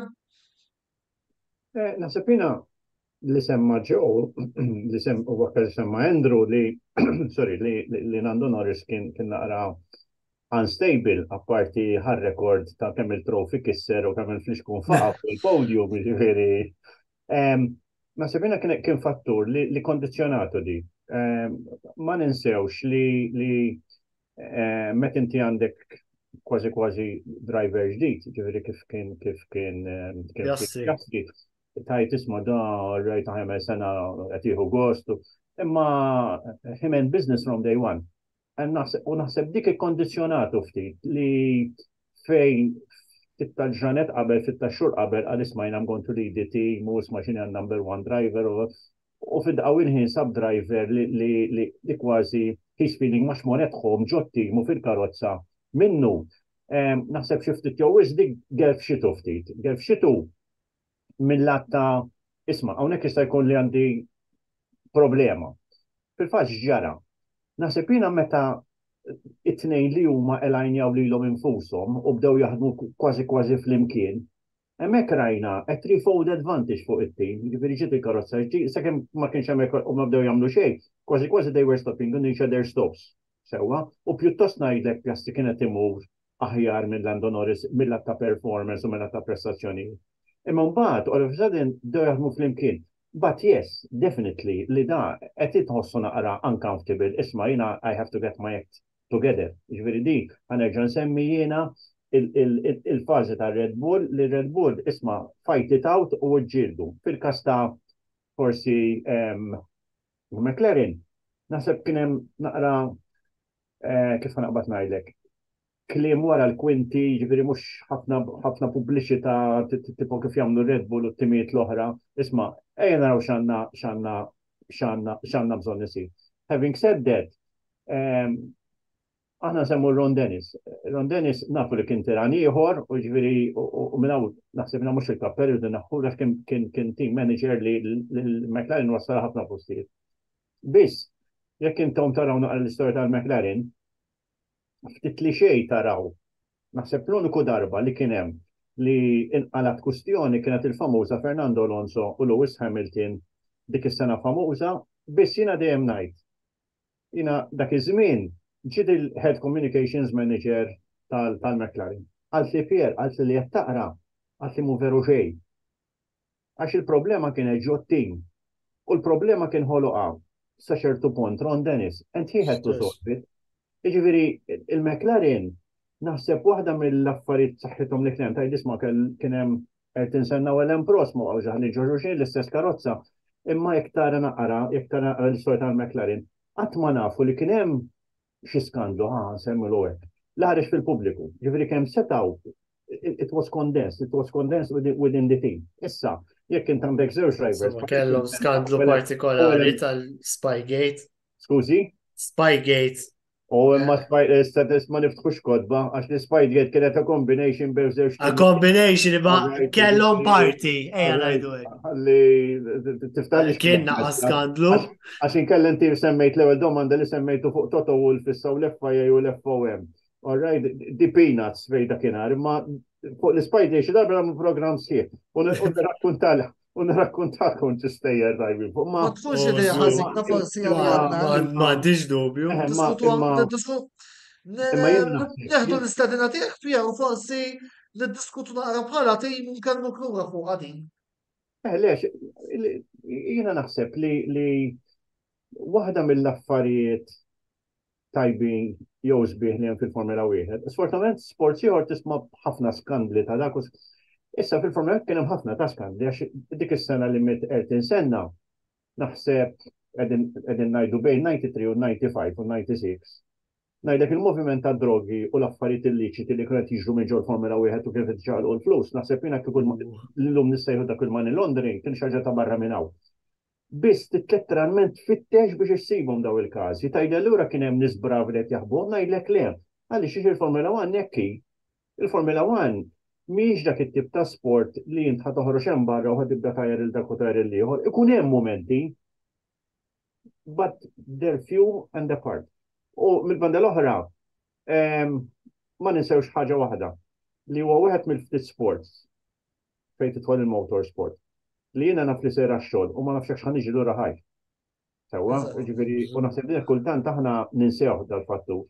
Sewwa, ġifieri llum il-ġurnata għall-grazzja tagħna il-fatalitajiet apparti Jules Bianchi ma tantx naraw, inċidenti seri ma tantx naraw, u kultant tara accident ħajt dak ħireċ ħarmi ġol karozza, ġifieri hemm fatturi oħra, imma tkellem ma' drivers, mhux fit-trek tkellem ma' drivers u tajdu misma' inti għaddilek jaħseb minn moħħok li għalla ħares qed jsejjer xi ħaġa, jgħidlek jekk naħseb fuq dawk l-affarijiet, jiena mhux immur intellaq.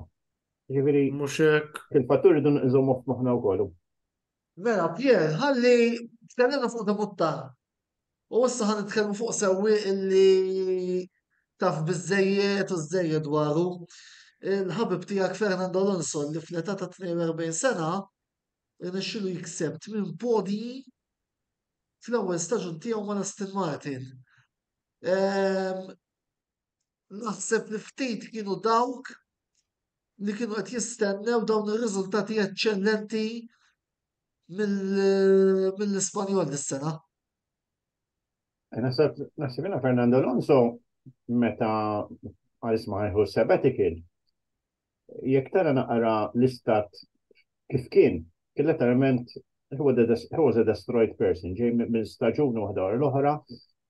Ma ninsewx li Fernando Alonso għavoljen għandi stima kbira biħax l-esperjenza li tal-li naħseb ħadd ma jista' jtini esperjenza oħra bħal di. Sfortunatament għadda minn perjodu mar-Renault fejn rebaħ. Mbagħad kważi ma' kull tim li mar kellu l-problemi. Jekk kien il-McLaren, jekk kienet il-Ferrari semmejna strateġiji. Nibdew nitkellmu fuq l-strateġiji bażwiji li saru fi-żmien ta' Fernando Alonso kienu ċerta ta' diżastri waħda wara l-oħra saru.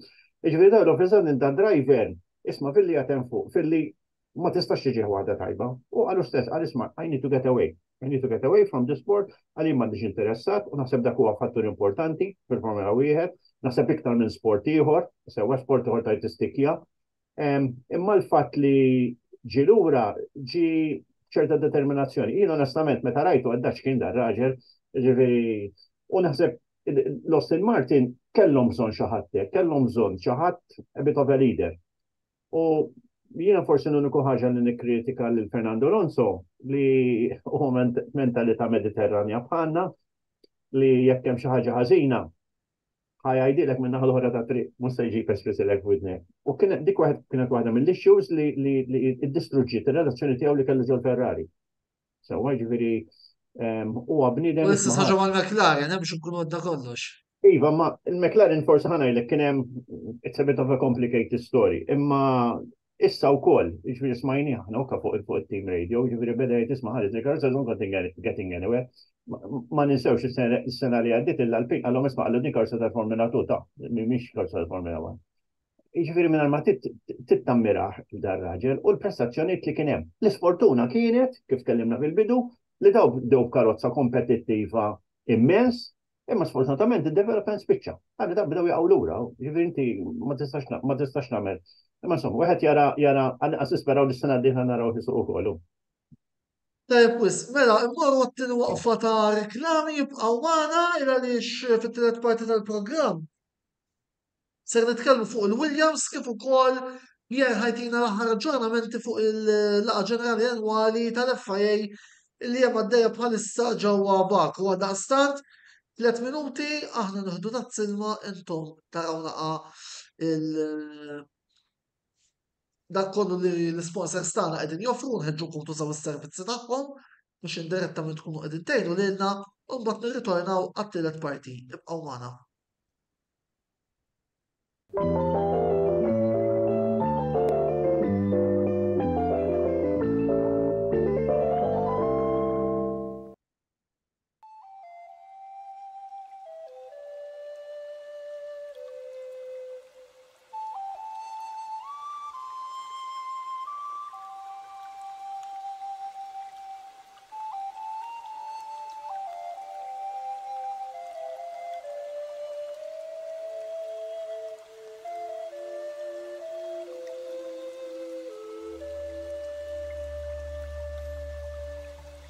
Beauty Wisdom tal-Fgura għall-aħjar prodotti u servizzi ta' sburija.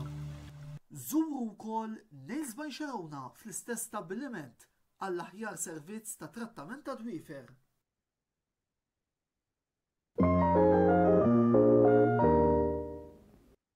Wasal eluq żmien ommok, missierek, jew xi ħadd minn tal-familja, għandek xi okkażjoni jew xi attività mal-ħbieb u trid issib restorant tajjeb bikel ġenwin u prezzijiet qalbut ta' kulħadd, post wieħed għandek issib El-Katalan tax-Xajra fejn issib għażla vasta ta' pizza, pasta, grills u għaġin f'atmosfera b'element familjari. Għal bookings ċempel fuq 21-800-997 jew żur is-sit tagħna għal iżjed informazzjoni. El-Katalan, il-ristorant għalik.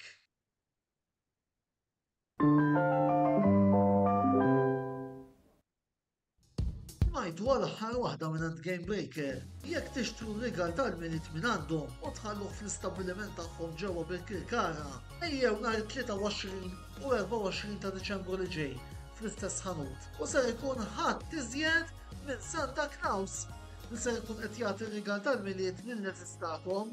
Mela darba għamlu tmali xtru rigal minn Game Breaker u mbagħad ħallu fidej l-istaff qabbli tagħhom biex jagħtukom esperjenza unika għal matul dan iż-żmien tal-miliet li ġej.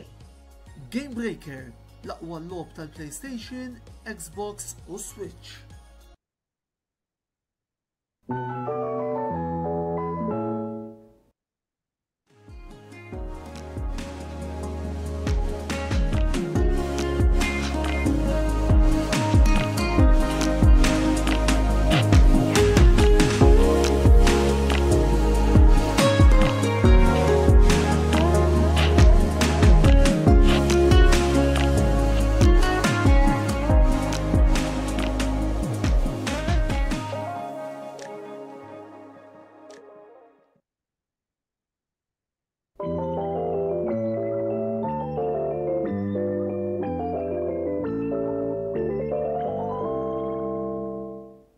Merħba lura t-tielet parti tal-programm Botta u Risposta fejn il-lejla fl-imkien miegħi Antonello Avela u mal-mistieden residenti Andrew Zarp għandna lill-ġurnalista akkreditat mal-FIA Pier Vella u ex-ġurnalist u sewwieq tal-Hillclimb Joe Anastasi li flimkien magħhom qegħdin niddiskutu l-kampjonat tal-Formula 1 illi intemm ftit tal-ġranet ilu. Nfakkarkom ukoll kull min jixtieq jgħaddi xi kumment fuq dak li qed titkellmu jista' jagħmel dan fis-sezzjoni tal-kummenti illi għandna miftuħa ma' din ix-xandira. Joseph Magri, nsellmu lil Joseph Magri wkoll qed jgħidilna illi jiena fan tal-Ferrari naħseb li l-iżball kien li tneħħa Binotto.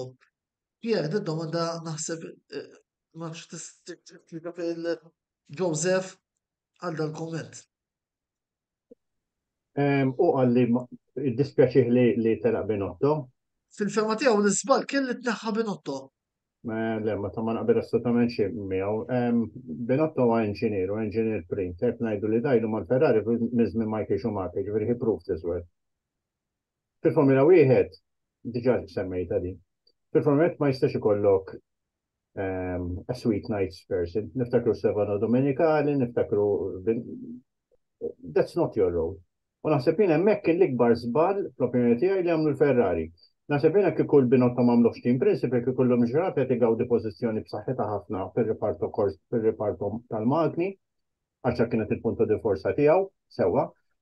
That was another rushed and wrong decision li għamlu l-Ferrari.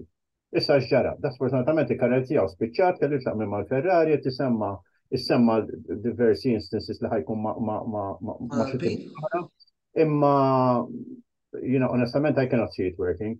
Għaddi xiex il-punto di forza tiegħu kienet dejjem l-inġinerija da. Dejjem fir-reparto magni kien għaddak, xejn iktar, imkien. U ilu ħanerġa' ngħidlek dak ilu hemm minn żmien Michael Schumacher, ġifieri dar raġel he proved himself. Għalija jiena li taf dak il-post, għalija erduh. Ġifieri rettarment fettewlu il-karriera tiegħu. Hija personali Pierre, għandu naqriżjat lura. Nirti l-ewwel spalt kien li tneħħa arriva bene li organizza it-tim tal-Ferrari mid-diżastri li kien hemm fi żmien Matjaċċi biss dik hija storja oħra. Bro, issa nitkellmu naqra fuq it-tim li żommjaw inti, it-tim tal-Williams. Ġa tkellimna fuq l-istaġun tal-Alexander Albon li nimmaġina dak għalfejn tkun sodisfatt. Biss, fuq Logan Sargent, x'tajdilna? L-aħħar jidher li qed jipprometti ħafna, Dal-aħħar salt, ġifieri l-aħħar ftit races fej pereżempju Albon, speċjalment fil-qualifying dejjem kif għadna. Fej Albon pereżempju jagħmel ħin tajjeb, tara l Sargent jagħmlu wkoll issa jew allura l-karozza veru qiegħda tajba ħafna fil-qualifying ħafna iżjed milli fit-tliela. Dis-sena. Bro, il-fatt li jgħat jersaq viċin ta' Albon għalija diġa qed juri ġifieri li prometti t-tifel ukoll. Skina ċertu trakek tajjeb ngħidu li kontu aħjar il-Williams kienet aħjar track oħra. Per eżempju, track veloċi bħal Monza Las Vegas fejn Ah, ah. In ġenerali, nitkellmu in ġenerali, ġifiri, in ġenerali, jider li jena jdu jien fil-bidu dal-Open Sergeant, dal-Ajosja, jew daħal bis-saħħa ta' xi ħabbi, saħħa tal-flus. Però effettivament, meta tipparagunah ma' teammate tiegħu, illi jien nistma' ħafna l-teammate tiegħu l-album, jgħat jagħmel riżultati tajbin biżejjed biex jikkonvinċik l-Italija. naħseb li kien ħakku jiġi konfermat fis-siġġu tiegħu għall-istaġun li ġej minn dak li Issa rajna dis-sena. jiddepend dika ħana dik hija biċċa xogħol interna tat-teams, jaf ikun kwestjoni ta' flus, jaf U ikun kwestjoni ta' da, u jaf ġudizzju ikun suġġettiv fil-fema tiegħi fl-aħħar mill-aħħar. preċiżament ġifieri. Naħseb għandu. Naħseb li sen oħra ċans juri naqra iktar xjaf iva kien ħaqqu. U naħseb li rajna progress minn għandan is-sewwi mill-bidu tal-istaġun sa l-aħħar. Allora naħseb iva l-opportunità tieni staġun iva kien ħaqqu. Issa ovvjament irid ikompli juri titjib is-sena d-dieħla, naturalment. Mela, ġo kont sejt xi ħaġa? Le, bażikament l-istess biċċa xogħol li għal sejbna Andrew, illi meta tipparagunah ma' teammate tiegħu, għax fl-aħħar mill-aħħar, your biggest competitor is your teammate. Dina għalwa diversi drivers, inti xogħolok li tipprova tgħaddi t-teammate tiegħek. Sewwa jew għall-inqas tmur tajjeb daqs it-teammate tiegħek. Għax jekk inti dejjem titqa' lura u din narġgħu naqgħu issa għall-kwistjoni Red Bull. Għaliex Perez waqa' daqshekk lura. Għax jiena l-Perez dejjem stmajtu bħala driver kapaċi, driver tajjeb ħafna. Insomma, għana maċ qed nitkellmu issa fuq Perez, suppost qed nitkellmu fuq il-Williams. Il-Williams fimni meta jiena il-Williams niftakarhom at the very top. Efimni. Sewwa, Jiena wkoll efimni sewinu sew Pierre. fi żmien Alan Jones, fi żmien Għanzit ma tiktalura minni. Kif? Inti ma tiktalura minni. Għalek qed ngħidlek qed tifhem, ġifieri mill-bidunet dejjem kienu team Mansell, eccetera, Piquet, kollha kemm huma drivers kbar li għamlu ħafna suċċessi bil-Williams, ġifieri meta llum il-ġurnata tarhom at the other end of the grid, ma tantx hemm biex nieħdu pjaċir. Però għall-inqas jidher li dal-istaġun daqsxejn improvement. Kellhom bżonn ikomplu hekk. Fimni għax ftit ta' soft spot lejn il-Williams għandi anki minħabba l-fatt illi kienu huma taw l-idolu ta' tfuliti Damon Hill il-kampjonat. Nara ftit kummentu kolli deħlin. Robert Mifsud jien naħseb l-istella tal-McLaren huwa il-moħ wara l-comeback tat-tim.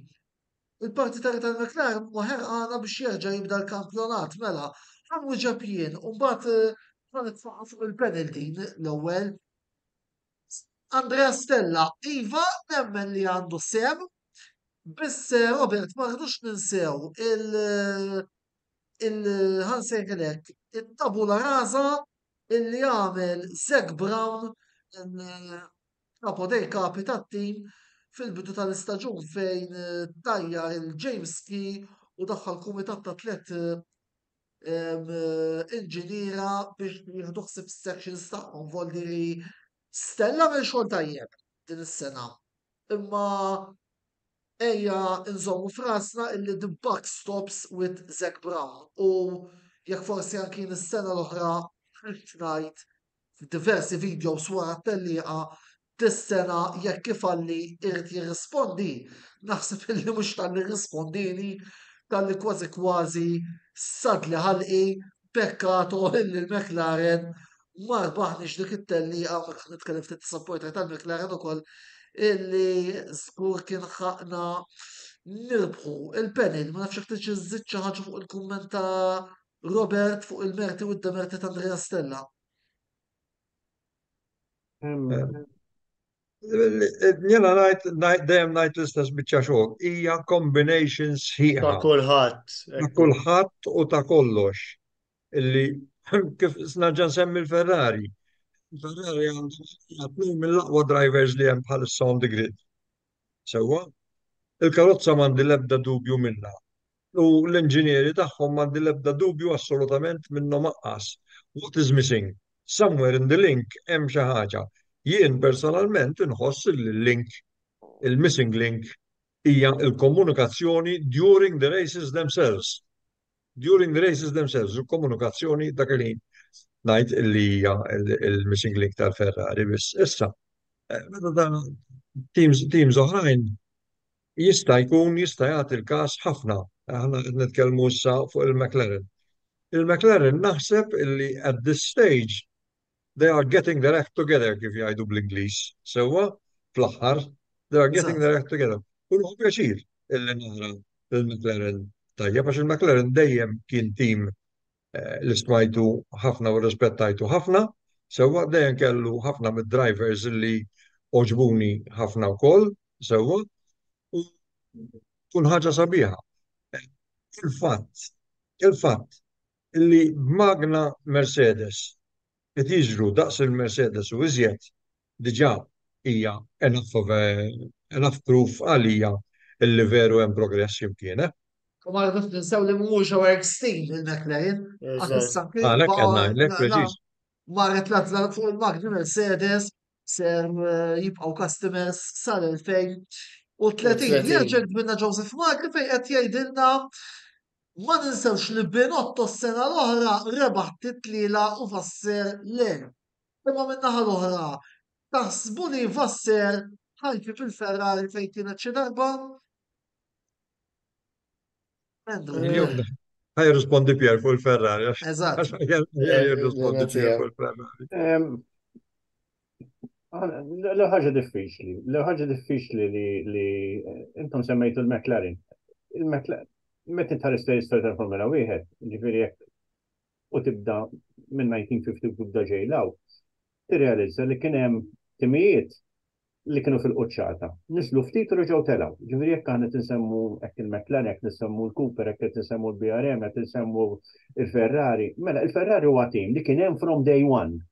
Kien hemm timijiet li telqu, kien hemm timijiet ġodda, imma l-Ferrari l-ewwel kampjonat kienu hemm u baqgħu hemm.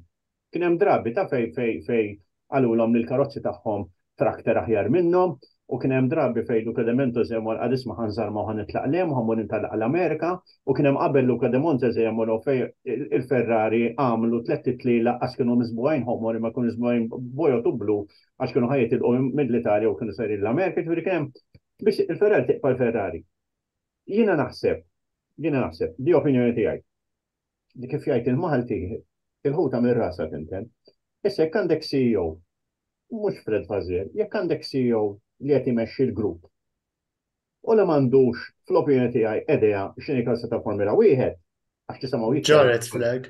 Jaqbdek il-biki sewwa ma targumentax tajjeb. Jekk jien qed immexxi il-xi ħadd. Sewwa, intom semmejtu Zac Brown. Jiena Zac Brown fil-bidu meta mal McLaren bdejt ngħid il-Madonna da minn fejn wasal ġie dar-raġel. U għamel il-bidu tiegħu beda jaffex waħda wara l-oħra. Ħadda d-deċida għal-isma' għalin kull marit nagħmel over CDT. U kif għattajab inti. Qiegħed lin-nies f'posthom. Għal-isma' għalin għandi bżonn 1, 2, 3, da 1, 2, 3 ħajkunu responsabbli. U ma ħajbdew jaħdmu. U l-Ferrari jekk mhux se jagħmlu hekk. U mista jsibur kaptu, jekk ħajkun hemm it-team principle li da minn għalih li ħajt id-direzzjoni lil kulħadd, ħajferi, sorry, ma nista' naraw rep oħra. Ħanerġa' nsemmi jien il-Jean Todt. Jean Todt x'għamel? Jean Todt kellu team diżastru kien. X'għamel? Ir-rekrutja tliet minn nies, wieħed minnhom kien Ross Brown, u qal isma' mela wieħed responsabbli hekk, responsabbli hekk, u telqu. U ħadd ma waqqafhom, Michael Schumacher u kollox. Jiġifieri dik kwalinkwa tim ta' ġifieri mhux il-Ferrari biss. Jekk inti m'intix kapaċi tajt isma' ħares, mela jien ħanamel tim. Jien m'iniex kapaċi li ħammexxi kull settur li hemm, u nafu kemm il-komplessa l-Formula 1, mela jekk jiena m'għandix il-kapaċità u dawk in-nies in place, mela chances huma ħadirbaħ telli għajja oħra, ħadirbaħ forsi titlila, ħadd you're not going to be competitive. Ma ninsewx li ir-Red Bull aħna dejjem insemmu l-Adrian Newey. Adrian Newey hemm 22 ruħ jaħdmu fid-dipartiment tiegħu, which is no joke. Sewwa, aħna semmejna fil-bidu ġew semmija di isma' għax il-magni l-istess, għax il-batteries l-istess, u recovery system l-istess, kulħadd għandu standard, imma kien ħarsu naqra ġewwa fil-magni, nindunaw li l-Honda għandha xi ħaġa differenti mill-Mercedes, u l-Mercedes għandha differenti xi ħaġa mill-Ferrari. Qegħdin kollha within regulations, imma one can benefit from the other. Ma ninsewx li Honda l-architecture tagħha tal-magna fil-bidu kienet kompletament differenti, u komplu jew jiżviluppaw. U qed naraw winning engine. Ġifieri jekk mhux se jkun hemm figureheads li qed imexxu iħallhom jimxu mhux il-Ferrari biss ta' kwalinkwa tim. Imma again naħseb jiena din is-sena komplessivament bħala kampjonat rajna tliela qasbieħ, avolja rajna dominju, jiġifieri il-fatt li rajna il-McLaren, rajna il-Williams għamlu xi xtiet tilaq tal-ġen. Sewwa tibda tħares l-Alfa Romeo taj daw xill-ostrina din jagħmlu għal-asbuħja tal-karozza, għax again. Il-ħassu kol, for verity they deserve much better. Ġifieri kien hemm l-Alpin għax assemmejnihom xejdaw, sparixxew minn wiġd id-dinja. Ġifieri daw letteralment ta' fiġa wara l-oħra. Drivers tajbin, it-tnejn li huma, ġifieri żewġ drivers għalja b'saħħithom ħafna. Kellhom kampjonat anonimu l-Franċiżi. Imma għaliex, x'ġara aktar inti statistikament x'ġara da kellhom il-prinċipal tagħhom jinbidel. Jekk ma jinbidilx jgħidlu ta' fuq trid jgħidlek. Jekk kien tridni naħdem, ħallini naħdem. Hekk qed nafex aqtali rasi. Imma tieni ċans li naħdem. Sewwa, issa. Il-ħin kollu jinbidel tim prinċipil tal-Alpin, sa? Ħanajdu kif inhi kwalinkwa minn għandu fil-business, kull business ta' hekk jaħdem. Issa fil-Formula wieħed għandek nitfa. Li dik il-nitfek ma tiġik xajba titlef il-kampjonat kollu jekk mhux apparti tliela. Ġifieri wieħed idħares liha. Biss all in all ifhimha, aħna lejna komdu nikkummentaw dan il-mod, ġifieri titkun fl-istorja biex tara eżattament il-perspettiva li ma ħaġa oħra.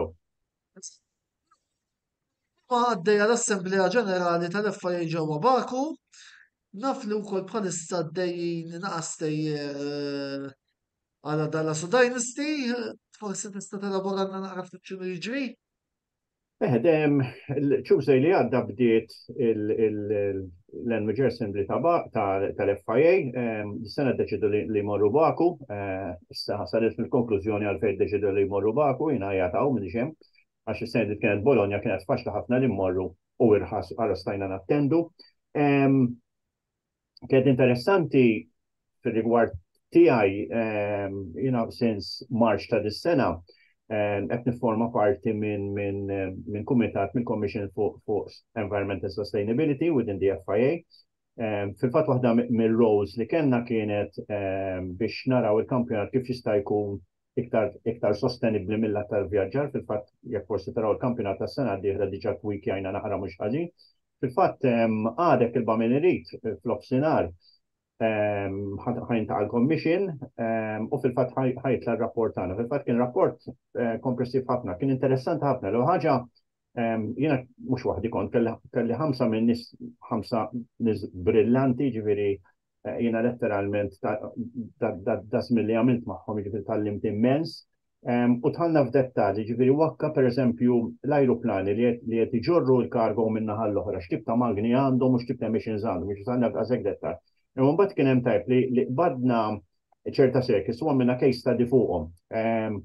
Ovvjament is-simpatija tiegħi kif nżomm mal-Ferrari, il-case study ħdimthom fuq Barcellona u Silverstone. Silverstone, believe it or not, din is-sena għandhom xi ħadd għandhom persuna full-time u Spanjol li qed jieħu ssib biex ta' sustainability. Fil-fatt interessanti li meta aħna naraw il-karozzi li jiġru tajt isma' x'tib ta' fjuli ma' ħafna affarijiet.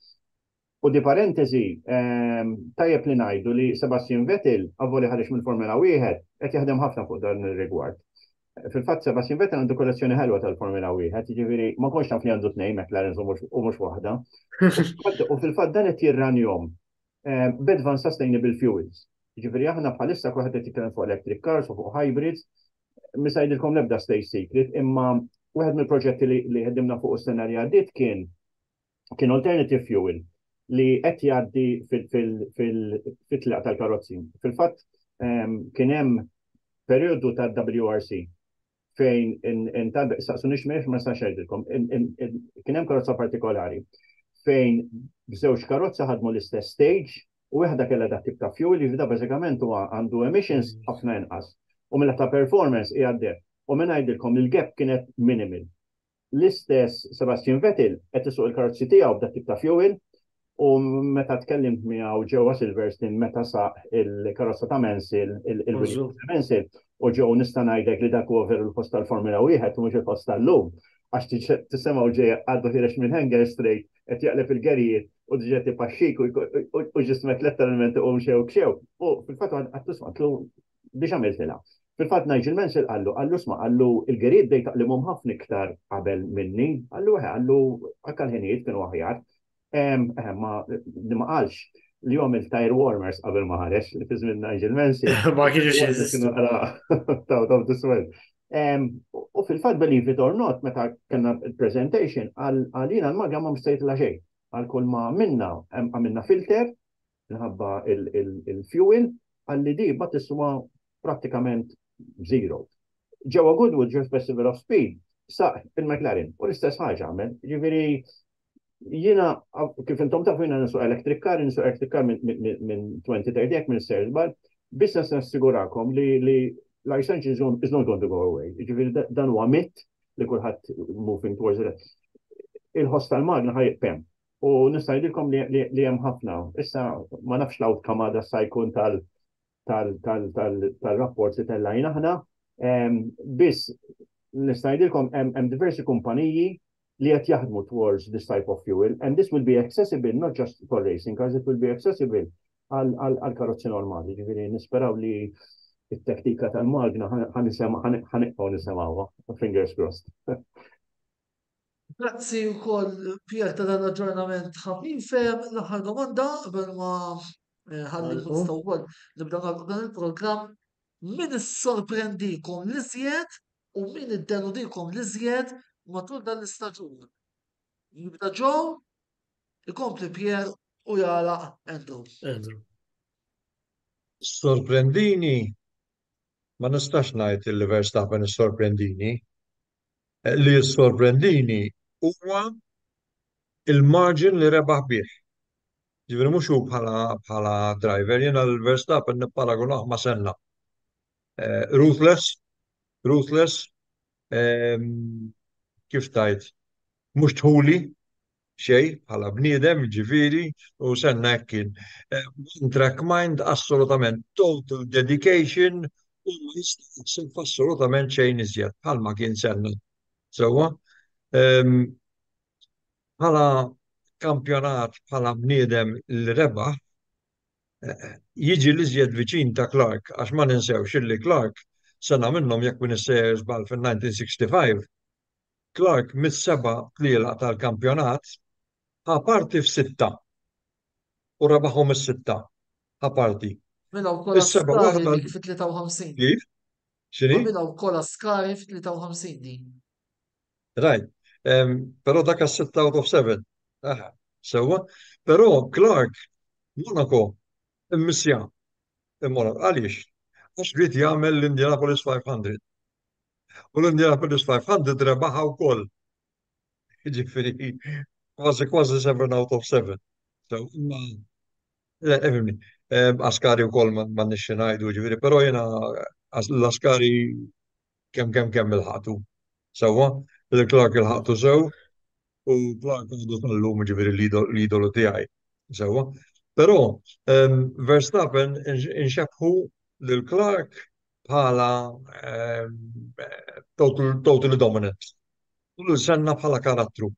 U nfseb li iżjed kredit minn hekk ma nistax intihom, żgur li huma. Drivers oħrajn min mar tajjeb minn ma marx tajjeb dal-istaġun. Sainz skantani. ma immaġinajtx illi se jkunu daqshekk viċin Leclerc u Sainz. Għaliex għax Leclerc nisma' ħafna bħala driver tajjeb immens u l-fatt li Sainz għamel staġun il-fatt l-unika telliqa l-intrepet li ma kienx mir Red Bull rebaħa hu għalija Sainz certainly deserves his place at Ferrari, ejja ngħidu hekk. Il-McLaren bħala tim Iva, l-iżjed tim l-Irranġa definitely il-McLaren kien u Piastri u Piastri għandu futur għalija wkoll. Naħseb sem sanaħa. Kien kun qed nżid xi ħaġa miegħek ukoll Piastri nista' ngħid li huwa wieħed mill-kandidati li jirbaħ l-unur tar-rivelazzjoni tas-sena tal-paġna tagħna imma dik M'hemmx dubju. iżjed tard. M'hemmx dubju. M'hemmx dubju. Mbagħad tinvolvu wkoll sports oħra apparti il-Formula 1. Pier, sorpriżi u delużjonijiet. Insomma, tantx fej forsi l-unika ħaġa li xtaqt ikkummenta fuq li qal Joe, Max Verstappen u l-karattru tiegħu. Forsi joħroġ hekk, jiġifieri joħroġ bħala ruthless u nafu biżżejjed li jekk tinsenna he was ruthless on track, but he was a totally different person off track. U nista' assigurak li Max Verstappen hekku, jiġifieri jiena Max Verstappen intqajt miegħu meta kien għadu kif beda Toro Rosso. Ġifieri we were off track u he really misbehaved, ġifieri stajtu istu xi tifel dan asfur taħt l-gaġġa. Biss illum il-ġurnata, he's a very interesting person to sit down and talk to. Ġifieri away from the track, he's a totally different person kif inhu kull tip ta' driver ieħor. Naħseb minn ta' sorpriżi, jiena titux bija, minna nħobb nħares lej l-underdogs. Naħseb jiena l-underdogs huma dawk id-drivers li jonfoddu kif bdew. Ġifieri għalija Oscar Piastri u Liam Lawson għalija din is-sena impressjonawni f'kwalinkwa aspett. Tajli Carlos Sainz ma kienx tef, imma jiena dejjem inħobb nara it-tfal ġodda li deħlin. Isma' daw għandhom a baptism of fire. U jiena nemmen li fl-ewwel ftit ġranet tirrealizza da bħal Nico Hülkenberg. Nico Hülkenberg kif daħal jiena daħal jkun stilla. Issa l-combination of factors kienu ħżiena. Qegħdin naraw u għaddu xorta għadu kompetittiva, forsi għandu ġra ċerta ta'. Ġifieri dawk it-tnejn naħseb jiena they top the list. Mill-att ta' diżappunti, it would be fair li ngħidlek li nies bħal Bottas, bħal Valtteri Bottas, iddiżappuntawni ħafna wara il-karriera tajba, għavolja kien wingman ta' Lewis Hamilton, but he was always there. Imma sa ċertu punt it wasn't his fault. Kif għal tajjeb Joe, driver, il-komportament tiegħu huwa bażat skont il-karozza li għandu. Sewwa, issa, jekk għandu karozza forsi mhix daqshekk kompetittiva u qed jibridla biha, ħanajdu kemm hu driver tajjeb. Imma il-karozza daqshekk diżastruża kif kienet tal-Alfa Romeo, mela jinsa ngħid mela Valtteri Bottas jista' jmur jagħmel kalendarju bil-warrani barra biex jiġbor il-karità, biex jagħmel naqra ħoss, jew kellha ta' kif imur jgħix l-Awstralja u mhux Finland jew Monte Carlo fejn kien jgħod. Jiġifieri jiena ma ngħidx deludenti, jiena dejjem ngħid, jekk int kapaċi tirkeb ġo korsa tal-Formula 1 u tagħmel telaq tal-Formula 1, mela lura inti bniedem kapaċi. Jiġifieri jien ħanerġa' nara ngħidlek mill-esperjenza tiegħek. Jien hekk għamilt sitt lebsa se kont immut. Ġifieri minn dak mhux għax ma kellix dubju, imma li għad hemm ġew dik il-karozza u qed issuqha m'hemmx. You're one of the best drivers in the world. Issa you could be the first and you could be the 20th. So m'hemmx driver ħażin fl-opinjoni tiegħi. Insomma, m'hemmx drivers ħażin, tek nibdu nsemmilek l-antik kien hemm drivers żieda, ta' ma insomma ħadja dik għal darba Ma nafx għalfej qed issemmi driver ħżien u qed jiġini frasi Pier il-ħabib tiegħek it-Tiger ta' Gaġi. Again, Le, għalajdak, dak ma kienx driver ħażin. L-uniku problema li kellu li kull ma kien jaf Ingliż, good morning, good evening, thank you u goodbye. Full stop. Fimt? Emma Oħra. Kien hemm erba li smajt bihom fid-disajnijiet li kienu gravi, ma ta' kienu fost oħrajn imma insomma. Isma' ħanajlek aħna llum Ħajt. ħafna reġimentar fi żmien Niki Lauda u James Hunt u U Clay min jaf. Istifla xija konna morru disco staj ġifieri u l-għada fil-ħodu u mhux taħseb ġew tista' tgħid ħafna iktar minn nieti u l-għada fil-ħodu ħamor ntelqu taj ġifieri. Mux hekk mentalità baħar jaqsam u l-ġurnata. Bil-korpor U anki- li għandna l-lum. Anzi, smajna xiftet kummenti minn Anversta bellejla fuq kif verament jaħsibha. Imma, Andrew, Sorprendini. Ma sorprendinix li rebaħ il-kampjonat Verstappen, imma sorprendini il-mod li għamila kważi inevitabli li kien ser jirbaħ kull tellieqa. Literalment l-execution tiegħu li kważi tidħol it-tellieqa qabel u tgħid jibda minn fejn jibda, kważi ċert li ħajrbaħ. Onestament, hekk ħassejt kważi dis-sena li f'Singapore fej il-combination ma kienitx ottima hemmhekk. Però xaħat li sorprendini dis-sena waqqas semmejni xej fil-programm.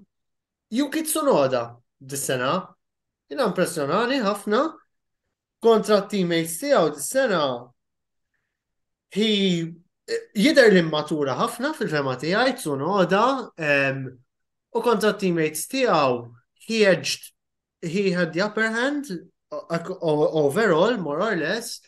Specialment jiena naħseb meta daħal Ricciardo, kulħadd tagħmel Ricciardo u Tsunoda jrid joqgħod attent, imma fil-verità naħseb Tsunoda ħareġ ta' nies, ħanajdu hekk kontra Ricciardo u għamililu diffiċli ħafna fil-fema tiegħi. Laqqas nazzar dan ngħid li Ricciardo kien aħjar minnu, imma insomma naħseb deluzjoni pala dizappunt in relative terms kienet illi l-Alfa Romeo stennejt ħafna ħjar, anzi ma spiċċawx l-aħħar. U xi ftit l-Aston Martin iva kienu dizappunt is kif dew tant kompetittivi. Naħseb stennejt xi ħaġa aħjar milli spiċċaw il-5 post in the end. mela, jiena ħana raqjina. Sorpriża deluzjonijiet. Għalissa żewġ affarijiet qed jiġuni frasi bħala sorpriża. L-ewwel nett żgur ħadd ma stenna lil Alonso jġib dak ir-ripetizzjoni ta' podi illi ġab anke fl-ewwel parti tal-istaġun.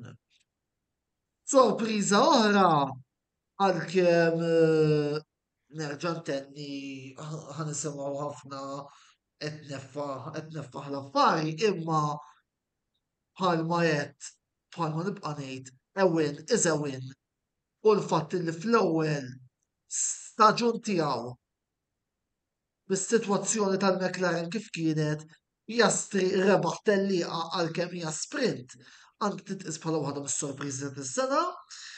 Delużjonijiet. Żgur istennejt taqriżet kompetizzjoni minn timijiet bħal Ferrari u l-Mercedes għal rebħ tal-kampjonat. U naħseb illi daw. Mela, grazzi il-peniltana l-lejla l-Pier, l-Andrew u l-Joe, u grazzi wkoll l-sponsors tagħna li huma Beauty Wisdom, il-Katalan, Game Breaker u Your Beauty Essence.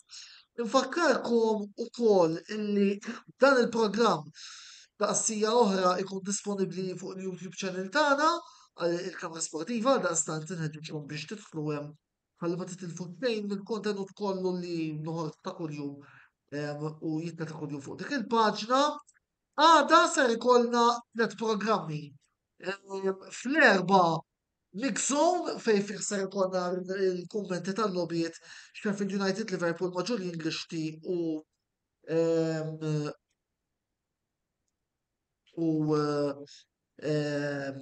Manchester United Chelsea ma' Oliver Xikluna.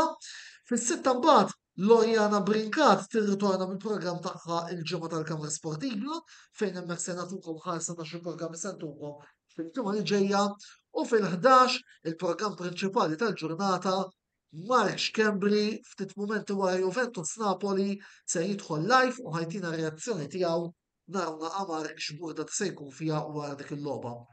Mela, bil-bqija jiena għalissa naqaf hawnhekk, botta risposta jirritorna magħkom wara l-festi tal-miliet fil-11 ta' Jannar, it-tema mbagħad nħambuha iżjed il-qudiem, sakemm nerġgħu niltaqgħu jien Antonello Bela, ma tfadal xejn ngħidilkom li grazzi tal-li segwejtuna u mill-ġdid lejl it-tajjeb. Good night. Proset nies.